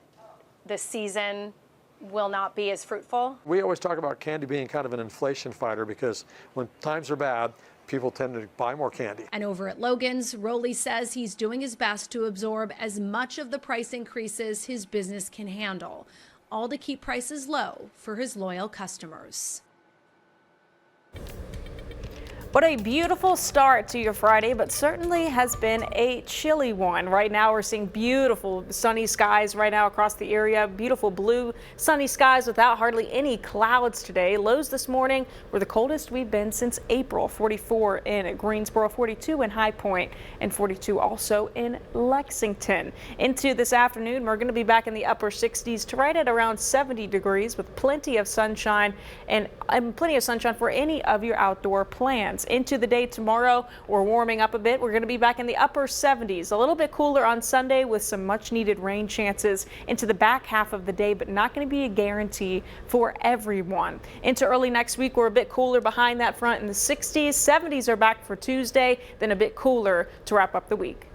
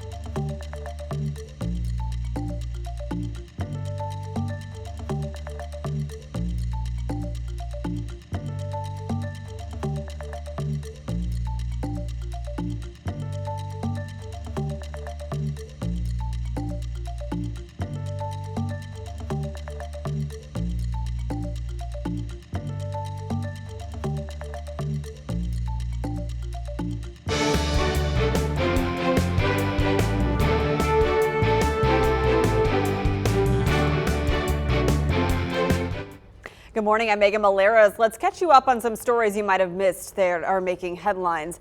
As of this morning, a Greensboro hotel is shut down after alleged drug trafficking, prostitution, and acts of violence on the property. This all happening around the Coliseum complex.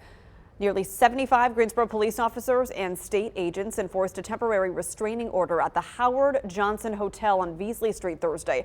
This is a court order that bans new guests and allows officials to inspect the property. These pictures show what the scene looked like around 3:15 in the afternoon. Court records show there have been 24 overdoses at the hotel since 2022, several of them deadly. The documents also show reports of assaults, robberies, stabbings, and drug trafficking operations out of multiple rooms there.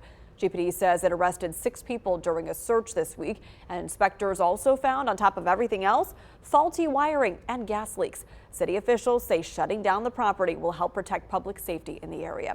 Let's look at our forecast now with meteorologist Claire Fry. Good morning, Megan. Yep, it was the chilliest day in our area since middle of April. It has been a cold one this morning. If you're heading out the door now, still want to bundle up and make sure you have the extra layers on. We're currently in the 40s. Lows today dipped in the low to mid 40s across our area. This afternoon going to look very similar to what we had just yesterday in the upper 60s to right at around 70 degrees. Perfect for any outdoor plans. Saturday still sunny and dry, but it is going to be warmer in the upper 70s. Back half of the day Sunday, we are going to be seeing some rain chances ahead of cooler Monday into next week.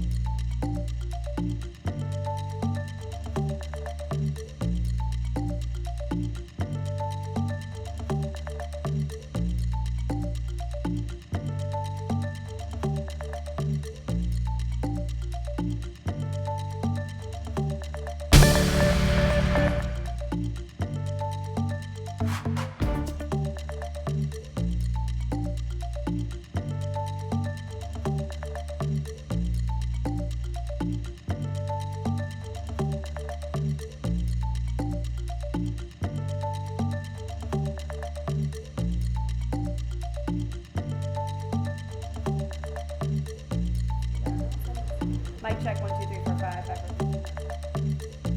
1 1 2. Buckle my shoe.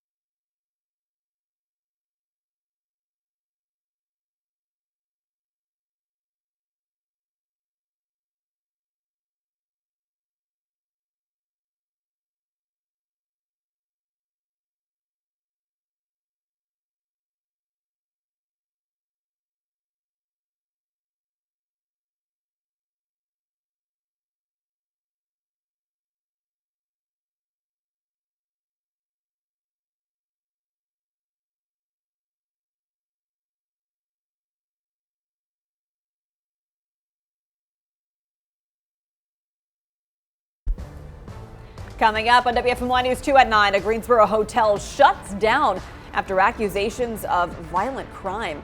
Why police say it should not operate anymore. Plus arrests after multiple fights at a Triad High School football game. Find out what happened and who now faces charges.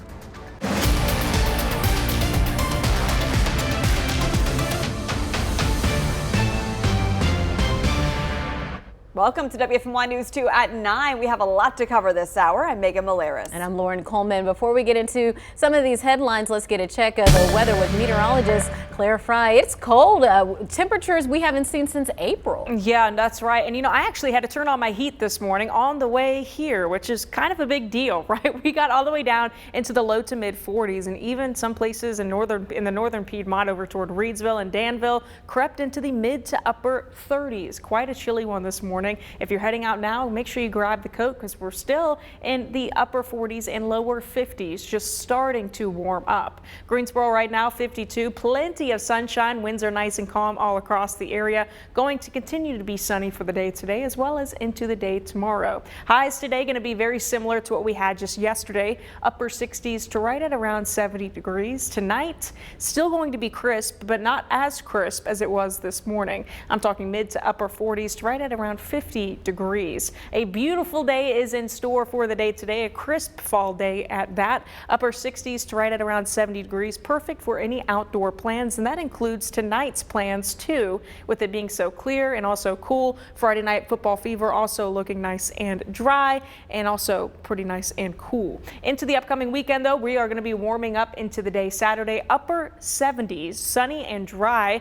That's ahead of a cold front that's going to be approaching the area into Sunday. Front half of the day is going to be nice and dry, but the back half, some of us could see a couple scattered showers or even storms across the area. Not a guarantee by any means, but a cold front will introduce our best shower chance that we're going to be seeing over the next 7 days. Coming up, we'll time out those chances for you and give you a look at your full 7-day forecast.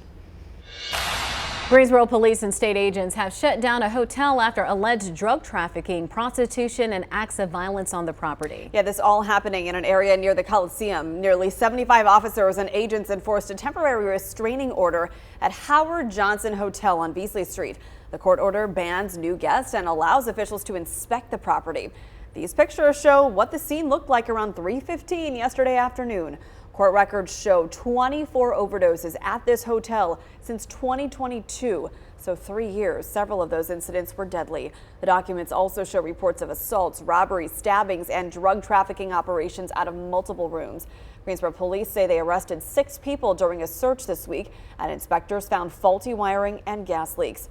City officials say shutting down the property will help protect public safety in this area. Well, new this morning, we're learning new details about the deadly plane crash that killed Grammy Award-winning songwriter Brett James. The National Transportation Safety Board released a preliminary report. It found James's plane entered a, quote, steep spiral before crashing in Macon County in western North Carolina. The crash killed James and 2 other people. The investigation is far from over. The preliminary report does not say what caused the plane to spiral. James was known for writing songs for artists like Taylor Swift, Carrie Underwood, and Tim McGraw. Dozens of families in the Triad are still scrambling for answers and wanting to know what's next for their students after a High Point charter school abruptly closed. We reported on the Triad International Studies Academy abruptly closing its doors earlier this week. State Representative Mo Green stopped by Guilford County Schools yesterday as a part of his tour to promote his vision for the future of North Carolina public schools. We asked him about the sudden closure and the impact on students' education. He says he appreciated GCS's response to help teach the students who are not part of the district. Do know that that school has a focus on certain types of languages, and there are opportunities to continue that in Guilford County Schools, and so would encourage parents to consider those options as they make whatever decision they're going to make for their children. So the district laid out those options in a meeting earlier this week. The district offered 3 schools, Kirkman Park, Northwood, and Allen J. Elementary, all in High Point, all offering similar dual language programs. Right now, we are working to learn more about a police presence on Farrell Court in Winston-Salem. Police confirmed that officers were on scene last night. This is near the Rolling Hills apartment complex. We are working to learn more on what they are investigating. We'll keep you updated both on air and online on WFMYnews2.com. Well, developing in Alamance County now, police say 2 people are in custody after a large fight broke out after a Cummings High School football game. We told you about this. Officers say one of the suspects is a 16-year-old accused of throwing a football helmet at a school resource officer. This all happened after the game against Person High School from Roxborough last Friday. The officer had minor injuries. The 16-year-old faces a charge for assault on a government official.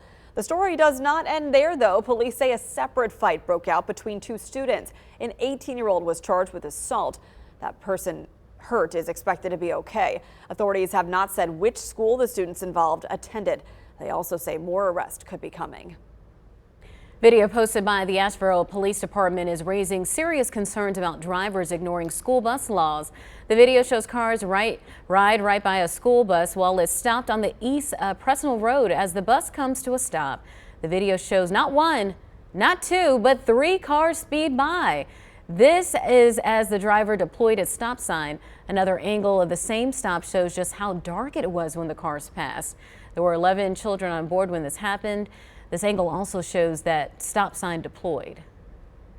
Wow, so as a reminder, if you are traveling on a 2-lane road like the video you just watched, you cannot pass once that stop sign is deployed. This is also the case when there's a center lane and even when it's a 4-lane road without a median. The only time that you are allowed to continue traveling after a bus stops in the opposite direction is if there is a median. Even then, you should drive with caution. This weekend, a Triad organization will show up in droves to help a growing issue in our community, homelessness. Gate City 180 will provide a one-stop shop for those battling homelessness and help them get back on their feet. More than 11,000 North Carolinians experience homelessness, including more than 3,200 families with children. Gate City 180 says it wants to help not only people who are homeless, but also give resources to help people get back on their feet. We're going to set up like an employment fair, different tables with different, items or different information for the people. I love giving out items, but I want to give the information that they can actually use to help change their life, such as how to go about getting resumes built, how to go about getting signed up with NC Works in employment. There are 20 community partners taking part in this, including employment and healthcare resources. The event is Saturday at 10:30 at 1002 South Eugene Street. Also tomorrow, a Greensboro organization is giving men a voice in conversations that usually center on women, domestic violence, and breast cancer. You can take part in the dual awareness event put on by the Greensboro Club, the National Association of Negro Business, and Professional Women's Clubs tomorrow. The program aims to spread awareness about men's experience with both DV and breast cancer.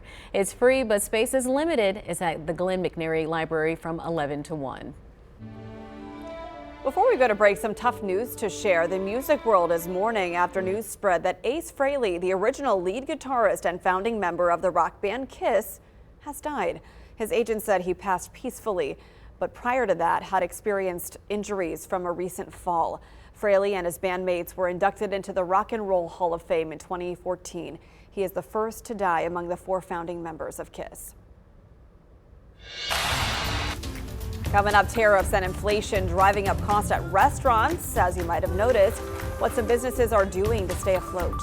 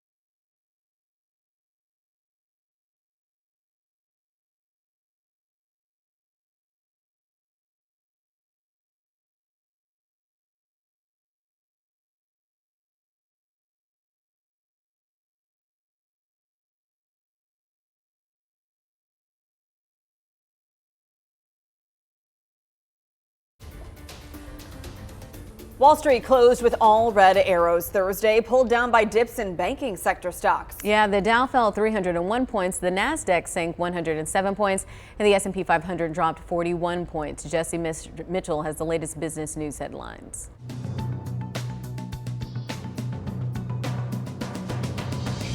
Social Security Administration's watchdog is warning 75 million beneficiaries not to fall for a fake U.S. Supreme Court letter that falsely claims recipients are under investigation for tax fraud. The scam letter provides a fake website link designed to steal logins and passwords, and it may ask for credit card information. It may also be followed up by a text message and/or phone call. The agency says recipients should report and destroy the fake letter.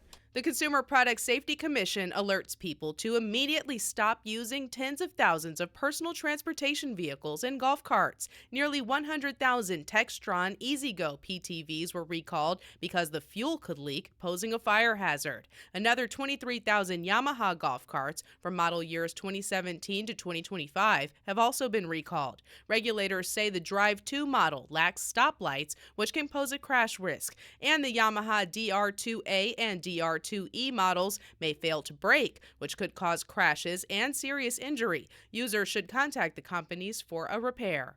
And a new survey from NerdWallet found Americans could end up spending an average of almost $200 more on holiday gifts this year, in part due to the Trump administration's tariffs. The study predicts Americans will spend around $242 billion on gifts this holiday season. That's your CBS News Money Watch report. For more, log on to cbsmoneywatch.com.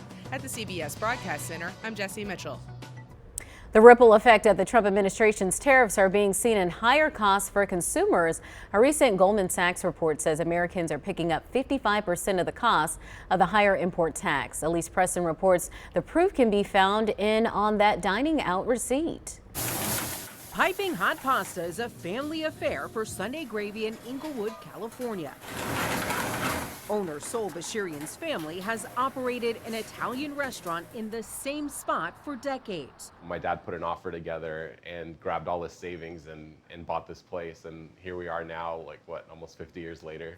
But the legacy could go stale. Bashirian says he is spending thousands more a month on imported ingredients. While Sunday Gravy has seen a 30% bump in sales since last year, tariffs and inflation are eating into his profit. So you're barely breaking even? Yeah, we're definitely barely breaking even. It's just the reality of where the food industry is at. RJ Honavi with Placer AI advises restaurants across the country. He says eateries that cater to lower and middle income consumers are hurting financially, and so are their customers. That group is facing cost pressures on a number of fronts, not just food, but other things like rent and inflation. A new report out by cloud-based management company Toast shows that nearly half of the restaurants surveyed plan to raise menu prices if costs continue to rise. The National Restaurant Association says menu prices would need to increase by more than 30% just to maintain a thin profit margin. It sounds easy, but there's such a process behind it. It's reprinting a menu and the printing costs associated with that. Do you think that sticker shock would drive away people from even walking into the door? Absolutely. It's pasta, and pasta is not supposed to be crazy expensive. For now, Sunday Gravy is adding a 5% surcharge on the bill to offset tariffs. Restaurant owners in California are allowed to add an extra fee if it's clearly and conspicuously displayed on menus. Hodavi says that charge could turn away customers. There is price fatigue. I think consumers have been paying higher prices for many years, and there's a breaking point for a lot of these consumers. The National Restaurant Association is pushing for imported food and beverages to be exempt from tariffs, citing hikes could cost the industry billions this year alone. It would allow us to at least have an attempt and a fighting chance at flourishing and continuing on. Bashirian is just trying to hang on, hoping his family's restaurant can survive for more decades to come. Elise Preston, CBS News, Inglewood, California. The coldest morning of the season will soon be followed by some changes heading into the weekend. Your full forecast is after the break. Stay with us.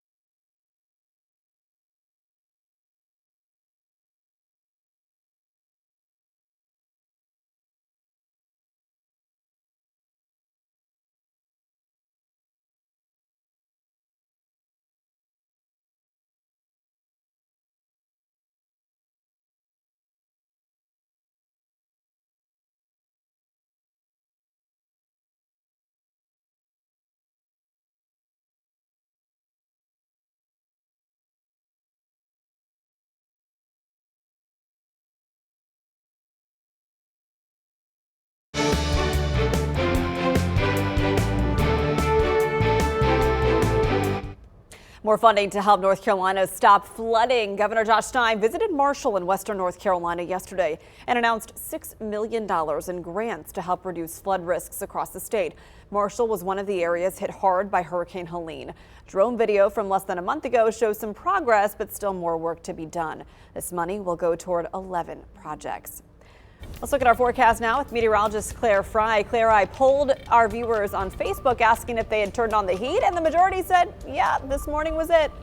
Definitely, Megan. You know, I was one with the viewers too. I had to have the heat on this morning. It was cold, and it was the coldest morning that we've had in the Piedmont Triad since April, actually, particularly April 17th. So it's been quite some time here since we've been that cold. Warming back up though as we step into the day on Saturday, upper 70s, and then we have some chance for rainfall, much needed, stepping into the day on Sunday. Temperatures right now starting to warm up. We're in the upper 40s and also in the lower 50s, 52 right now in Greensboro, 53 currently in Winston-Salem. Forecast highs today very similar to what we just had yesterday. Nice and comfortable, a break for your thermostat. I like to say upper 60s to right at around 70 degrees into this afternoon. Now tonight is going to be cool, but it's not going to be quite as chilly as it was this morning. Mid to upper 40s to right at around 50 waking up for tomorrow. High pressure is going to work to keep us nice and dry not only today but also stepping into the day on Saturday.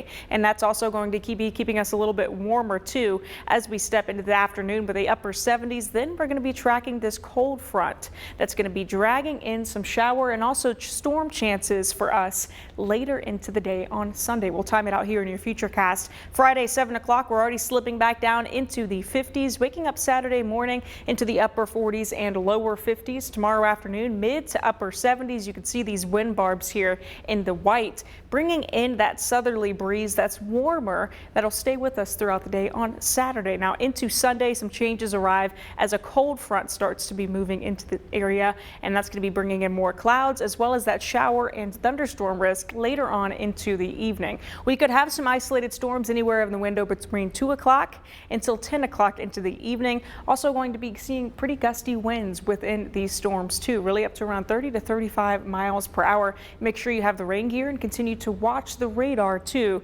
into Sunday. We're expecting up to around 1/10 of an inch to 1/4 of an inch for some of those areas that get the heavier bands of rain within that cold front. Now behind the cold front, still going to be a little bit breezy into Monday, plenty of sunshine, upper 60s, just a touch cooler. Tuesday warming back up into the 70s, a little bit of a roller coaster with temperatures. We're back in the 60s to complete the work week.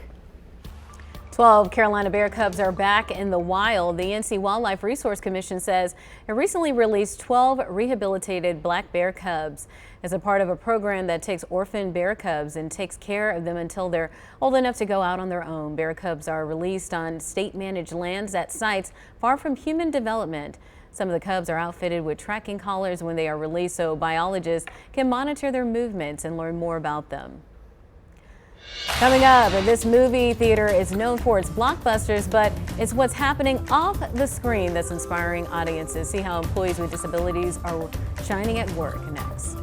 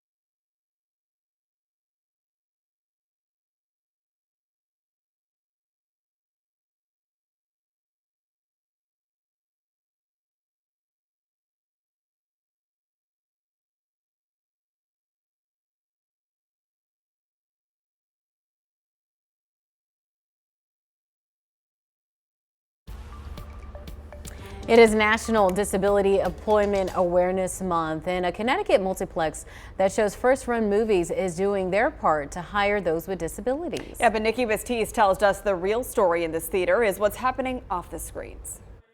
Bring it in! It's the employees at the Ridgefield, Connecticut Prospector Movie Theater who make it unique. Thank you so much. About 75% of them live with a disability. There's so many places, especially in the job market, that you can't help but feel judged for having a disability or being neurodivergent. But here, I feel like I'm accepted as I am. So that'll be $12. Ben Ehrman has a degree in paleontology. And here today, I'm going to give you a preview to the upcoming movie Jurassic World Rebirth. The theater pairs its employees with jobs that highlight their strengths, a practice they call Sparkle. Stephanie Schultz says she has been living with a disability since a car accident 18 years ago caused a severe brain injury. Back to feeling useful and able and like appreciated, and sorry. It's a really special place. It's been such a bright spot. I mean, of course, having a job feels more productive, feels like a more positive life direction. How has working here impacted your life? I actually had some issues and doubts about myself, but after working with everyone here, I feel like I can finally believe in myself again. Nikki Baptiste, CBS News, Ridgefield, Connecticut. Well, that is a story that will inspire your day. 9:27 right now. Coming up, North Carolina Republicans share their proposed new congressional map. Find out how it could change election results in Republicans' favor next.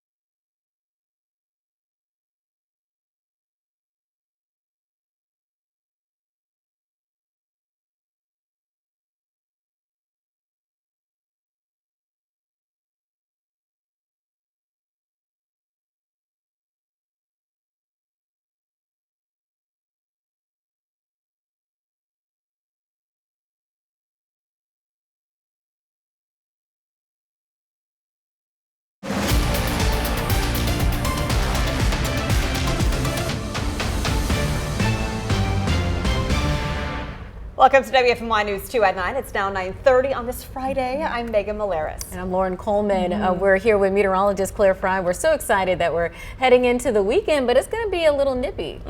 Certainly was nippy this morning. I mean, we dropped all the way down into the low to mid 40s. That was as cold as we've been since the middle of April, right? So 44 all the way in Greensboro and in Winston-Salem, 42 in High Point, as well as in Lexington. Some of our northernmost counties actually dropped into the mid to upper 30s across the area. Starting to warm up right now. Skycam in Greensboro, lots of beautiful blue skies and sunshine. We're in the lower 50s right now. 53 in Winston-Salem, 53 also in Lexington. We're in for a warm up this afternoon, very similar to where we were just yesterday, in the upper 60s to right at around 70 degrees. Going to be a beautiful day today for any of your outdoor plans, and that includes Friday night football fever.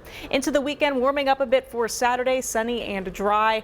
Going to be in the upper 70s. Sunday starting to get a little bit more wet by the afternoon, with some of our shower and storm chances coming really on the back half of the day. So make sure you're keeping an eye on the radar for any shower or storm chance. Main threats will continue to be just north and west of our area. Here's that futurecast into Saturday morning. We're going to be in the mid to upper 70s by the afternoon. Now Sunday, starting to see more clouds roll in later into the afternoon, with shower and storm chances as we head into the afternoon as well as into the evening. Not a guarantee that your neighborhood will see them, but again, this is the best chance that we have had over the last 7 days and over the next 7 days too. Into Monday, breezy and cooler in the upper 60s. 70s return briefly for Tuesdays, on Tuesday with 60s back Wednesday into Thursday.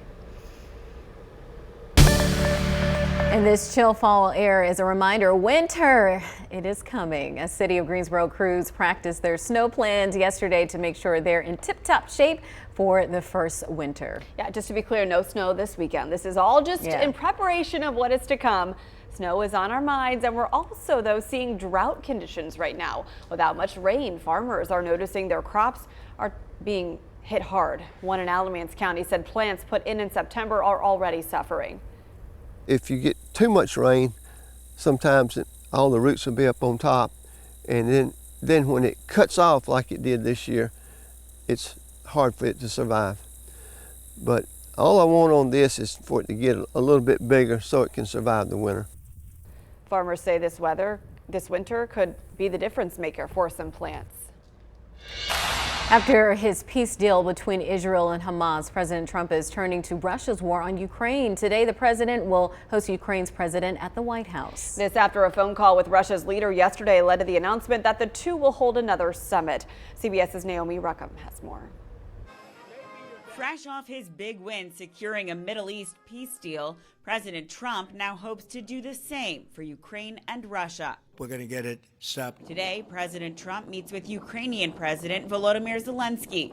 The two are expected to discuss the president's lengthy phone call yesterday with Russian leader Vladimir Putin. I thought it was a very good phone call. I thought very productive. Afterwards, President Trump announced that he and Putin will hold a summit in Budapest, like the one the two had in Alaska back in August. So far, no date has been set, though the president says a U.S. delegation led by Secretary of State Marco Rubio will hold high-level talks with Russian officials next week to lay the groundwork. The White House says the president still hopes to get Putin and Zelensky in the room together eventually. This war, he has always said, is going to have to end at the negotiating table. With Russia launching more attacks ahead of today's meeting, Zelensky is expected to press the president to give Ukraine long-range Tomahawk missiles. The president says he asked Putin about that yesterday. I did actually say, would you mind if I gave a couple of thousand Tomahawks to your opposition? I did say that to him. I said it just that way. He didn't like the idea. The Kremlin says that giving Ukraine Tomahawks could damage prospects for a peaceful settlement. Naomi Ruckham, CBS News. Earlier this week, Defense Secretary Pete Hegseth was in Brussels to discuss weapons supplies to Ukraine with his NATO counterparts. During that trip, Hegseth and NATO Secretary General said firepower is coming and vowed that the alliance is doing everything collectively to keep Ukraine strong. John Bolton is the latest outspoken critic of President Trump to face criminal charges. The former Trump administration national security advisor was indicted Thursday on 18 counts of retaining and transmitting national defense information. Bolton accused the Justice Department of hitting him with charges that were declined before and denies any wrongdoing. Bolton is the third Trump opponent to be indicted in the last month. Early voting is underway for municipal elections across our state, including the Triad. It will continue through November 1st. This is what one polling place looked like in Guilford County yesterday. In Alamance County, one of our producers went and voted and said he was in and out in less than 5 minutes. In Rockingham County, officials say just 50 people voted so far. This shows how important your vote is and how quick and easy of a process it is. For more information on where to go vote, go to the State Board of Elections website. For more information on the races you will vote on, you can head to our website, WFMYnews2.com. Take a look at how Republicans want to change the North Carolina congressional map to gain another GOP seat. We are now seeing how the districts would be redrawn. Lawmakers are set to vote on the new map next week. The current map used in the 2024 elections has, of course, the 14 districts. Republicans hold 10 House seats. The Democrats have 4. Let's focus on districts 1 and 3 in the eastern part of our state. District 1 in the purple there, and District 3 in yellow below it. It's currently Republican. Switching to the proposed new map, you can see District 1 gets way larger. This is clearly the seat Republicans want to flip by adding counties that generally vote conservative. With that change, GOP lawmakers must think they would still keep District 3.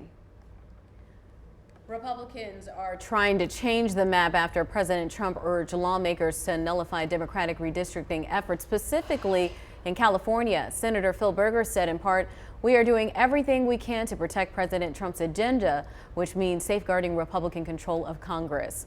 State Representative Deborah Butler called this move unconstitutional. A farce. It's against the Constitution, number one. Our Constitution prohibits mid-decade redistricting absent a court order or the appointment of a special master. So they're doing that to appease Trump because Trump is withholding his endorsement of the Senate leader, Phil Berger. North Carolinians can submit comments on the proposal. You can do that on the General Assembly's website. Again, lawmakers are set to vote on the new map next week, and it could face lengthy legal challenges. We are set for a big weekend of North Carolina ACC college football. Don't forget, UNC does not play on Saturday like normal. It takes on California tonight at 10:30. And Duke has a huge game tomorrow. They face Georgia Tech in Durham. Right now, Tech is the 12th ranked team in the country. The Blue Devils play at noon. Both Wake Forest and NC State are on their bye weeks. On Sunday, the Carolina Panthers look to continue their strong start to the season against the New York Jets. The Panthers are set to start off their best years and look to continue their success against the winless Jets. That game is Sunday at 1 o'clock. Don't miss our Friday Football Fever game of the week. You voted on who you wanted to see featured, and the winner is McMichael versus Walkertown. We have full highlights from that game tonight at 11. Well, tomorrow a new franchise plays its first game in Greensboro. So much excitement about that, including in my house where we have a little hockey player. The Greensboro Gargoyles play their home opener at the First Horizon Coliseum. It's been more than 10 years since a minor league hockey team has called Greensboro home. There will be events happening outside the Coliseum before puck drop at 7 p.m. And to celebrate the return of pro hockey to Greensboro, we are premiering a WFMY Plus special. Hear from Greensboro hockey's former players, coaches, and fans about the journey and excitement of hockey in the Gate City. The special will premiere next week. More information on that coming out soon. Just download on your TV and watch for free. Coming up, a big announcement from the Trump administration aiming to expand access to in vitro fertilization, IVF, how it will lower costs for families.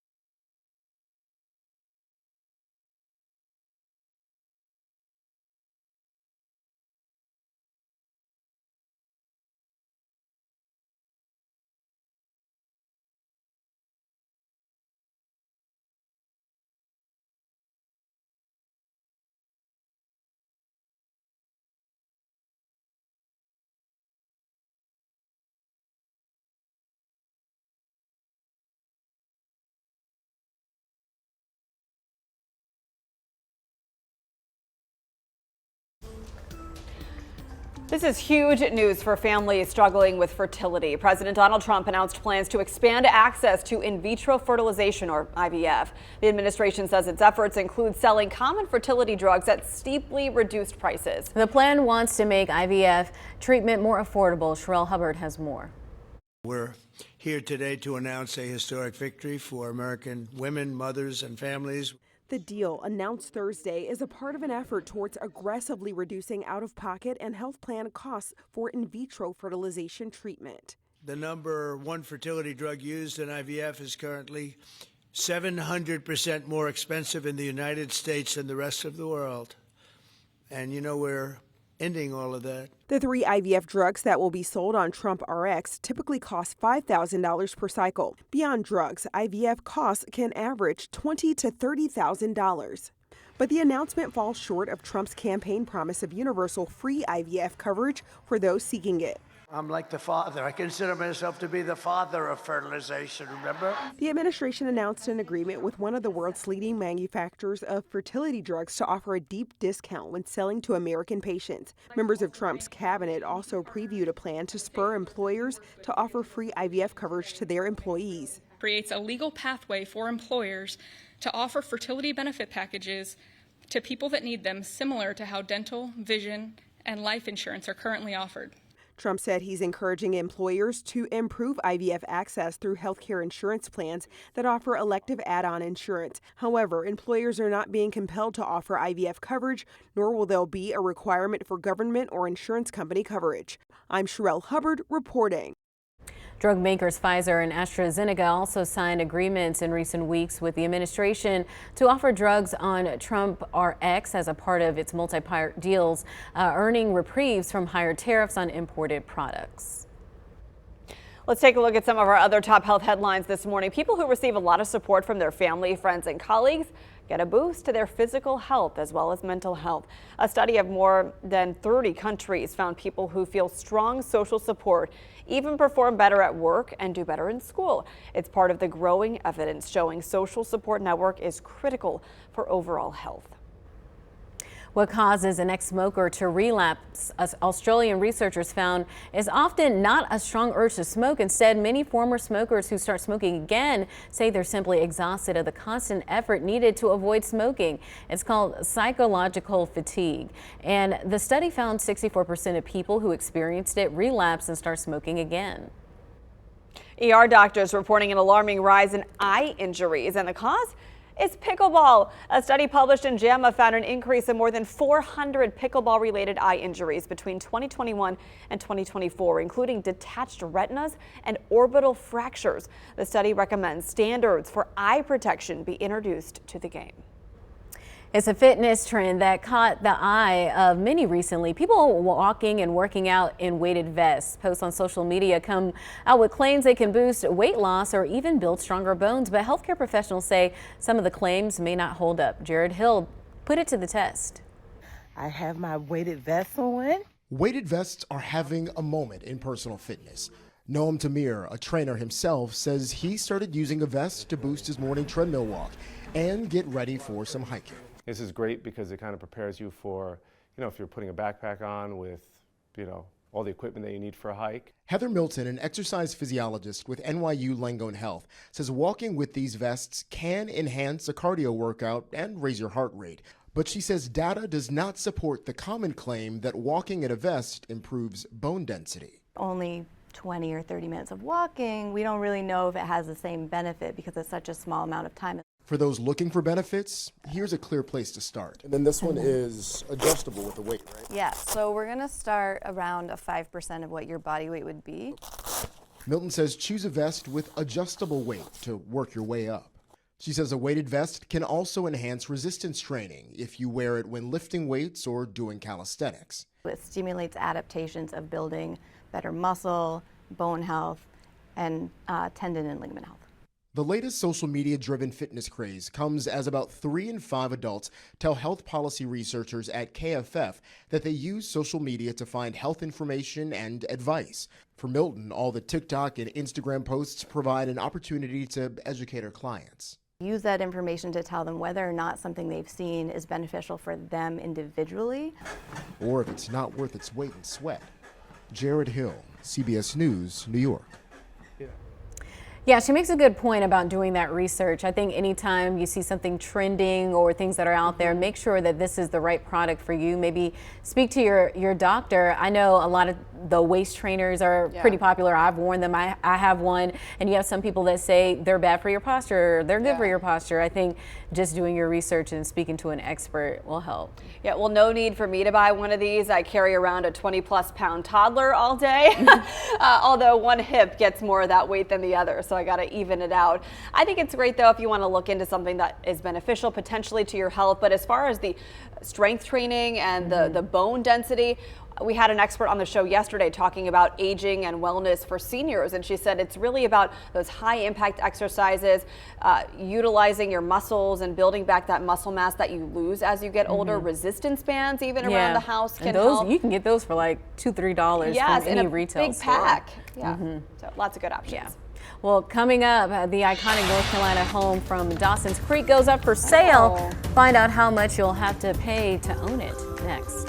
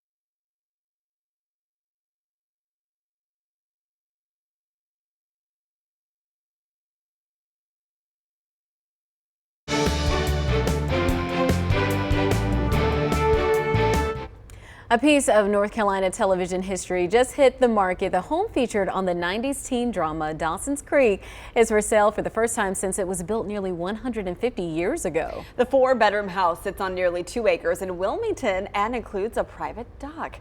That is something fans of the show know very well. The house itself has quite the history, built using wood from a shipwrecked schooner and moved to its current location over log rollers pulled by a single horse.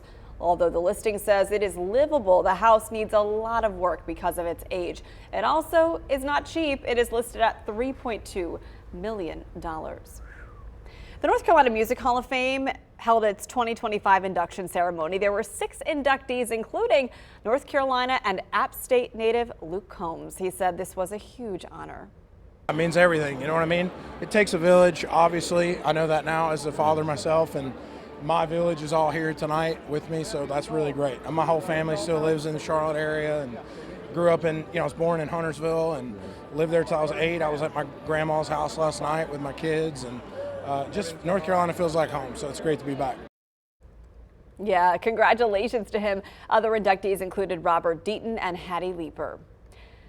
Well, for 14 seasons, Blue Bloods, the Reagans, and those iconic family dinners were a Friday night staple. Tonight, the legacy continues as Donnie Wahlberg reprises his role as Danny Reagan, this time in New York City, working alongside a new law enforcement dynasty rooted in faith, tradition, and family. We have your behind-the-scenes look at the series premiere of Boston Blue. Danny Reagan is back. Did you miss me? Boston Blue begins with Danny Reagan forced to Boston by a situation that arises with his son. He's having to adapt to a new world. Hey! Boston PD! Stop! Danny finds a friend and detective, Lena Silver, who welcomes him into the city, and a magical partnership forms. We found our first clue. What do you mean we? The partnership is invigorating and hilarious. You sure you didn't run track? They challenge each other. You hate that I'm faster than you, don't you? Maybe. We're gonna get to meet the Silvers, this prominent law enforcement family in Boston. Come on in, everybody. It's time for blessings. Every great story is based on family.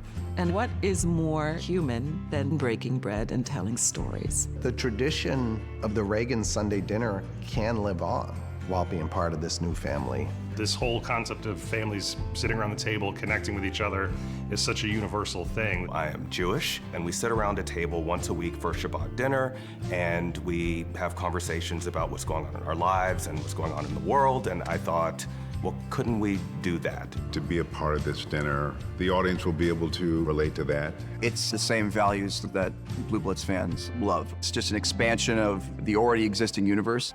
We're honoring the legacy, but also creating this new identity.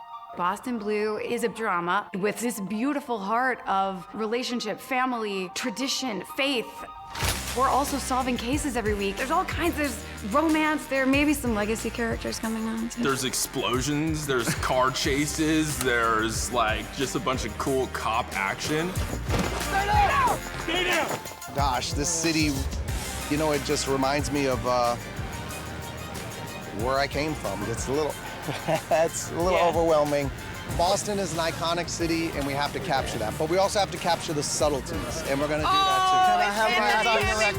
We got to go back to work.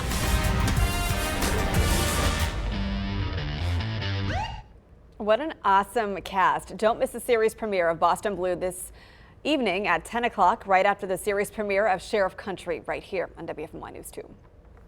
If you missed The Price is Right yesterday morning on WFMY, you missed a Clemens man winning a car. This was David Sorensen's reaction to just getting the opportunity to win a Chevy SUV. To win the car, he had to place numbers to match his price, and he nailed it. It's safe to say he was pumped. Look at him go. To add on to the win, he had actually won $40,000 on Wheel of Fortune last year. I think we could all say we wish we were in his shoes. Lucky guy there. Wow. A lot of these people that win on these game shows, they've won on another game show. We had a lady not too long ago that won a prize. Really? And she won. What show was she? She won on another show in the past, too. Oh, wow. That was in our viewing area. See, my mom and I grew up I grew up with my mom watching The Price is Right. So of course, all of us did. Yeah, so this is a big deal. We've been trying to get on The Price is Right since I was a baby. Yeah. So I'm so jealous of this guy in Clemens. He was hyped up too. I think it's no surprise that some of these people on these game shows get on other game shows because they're selected for their big personalities. They're going to have good stage presence, good on camera appearances, and enthusiasm about the game. So this guy, I mean, clearly brought the energy, and I'm sure that the group that discusses the casting before the show picked him out. Yeah, so next time when you try to go out there and stand in line, just drink like 20 cups of coffee before him, be like, hey! Yeah, and then the other one's Family Feud. Yeah. That is my show. I would love to be on there. We love that one too. One last check of your forecast here. The coldest morning since April. We got down into the low to mid 40s. We're going to be back near 70 this afternoon. Warming up on Saturday, back in the upper 70s. A cold front will bring in some shower chances late Sunday Sunday night. And then we're going to be drier, a little bit more breezy stepping into the day on Monday. Middle 70s Tuesday, 60s take us out through the end of the week. All right, thanks so much for joining us for WFMY News 2 at 9. We'll talk more about your headlines and your weekend forecast on WFMY News 2 at noon, a new hour-long edition coming up. We'll Come on down. Oh, that's a good one. Come on down. There you go.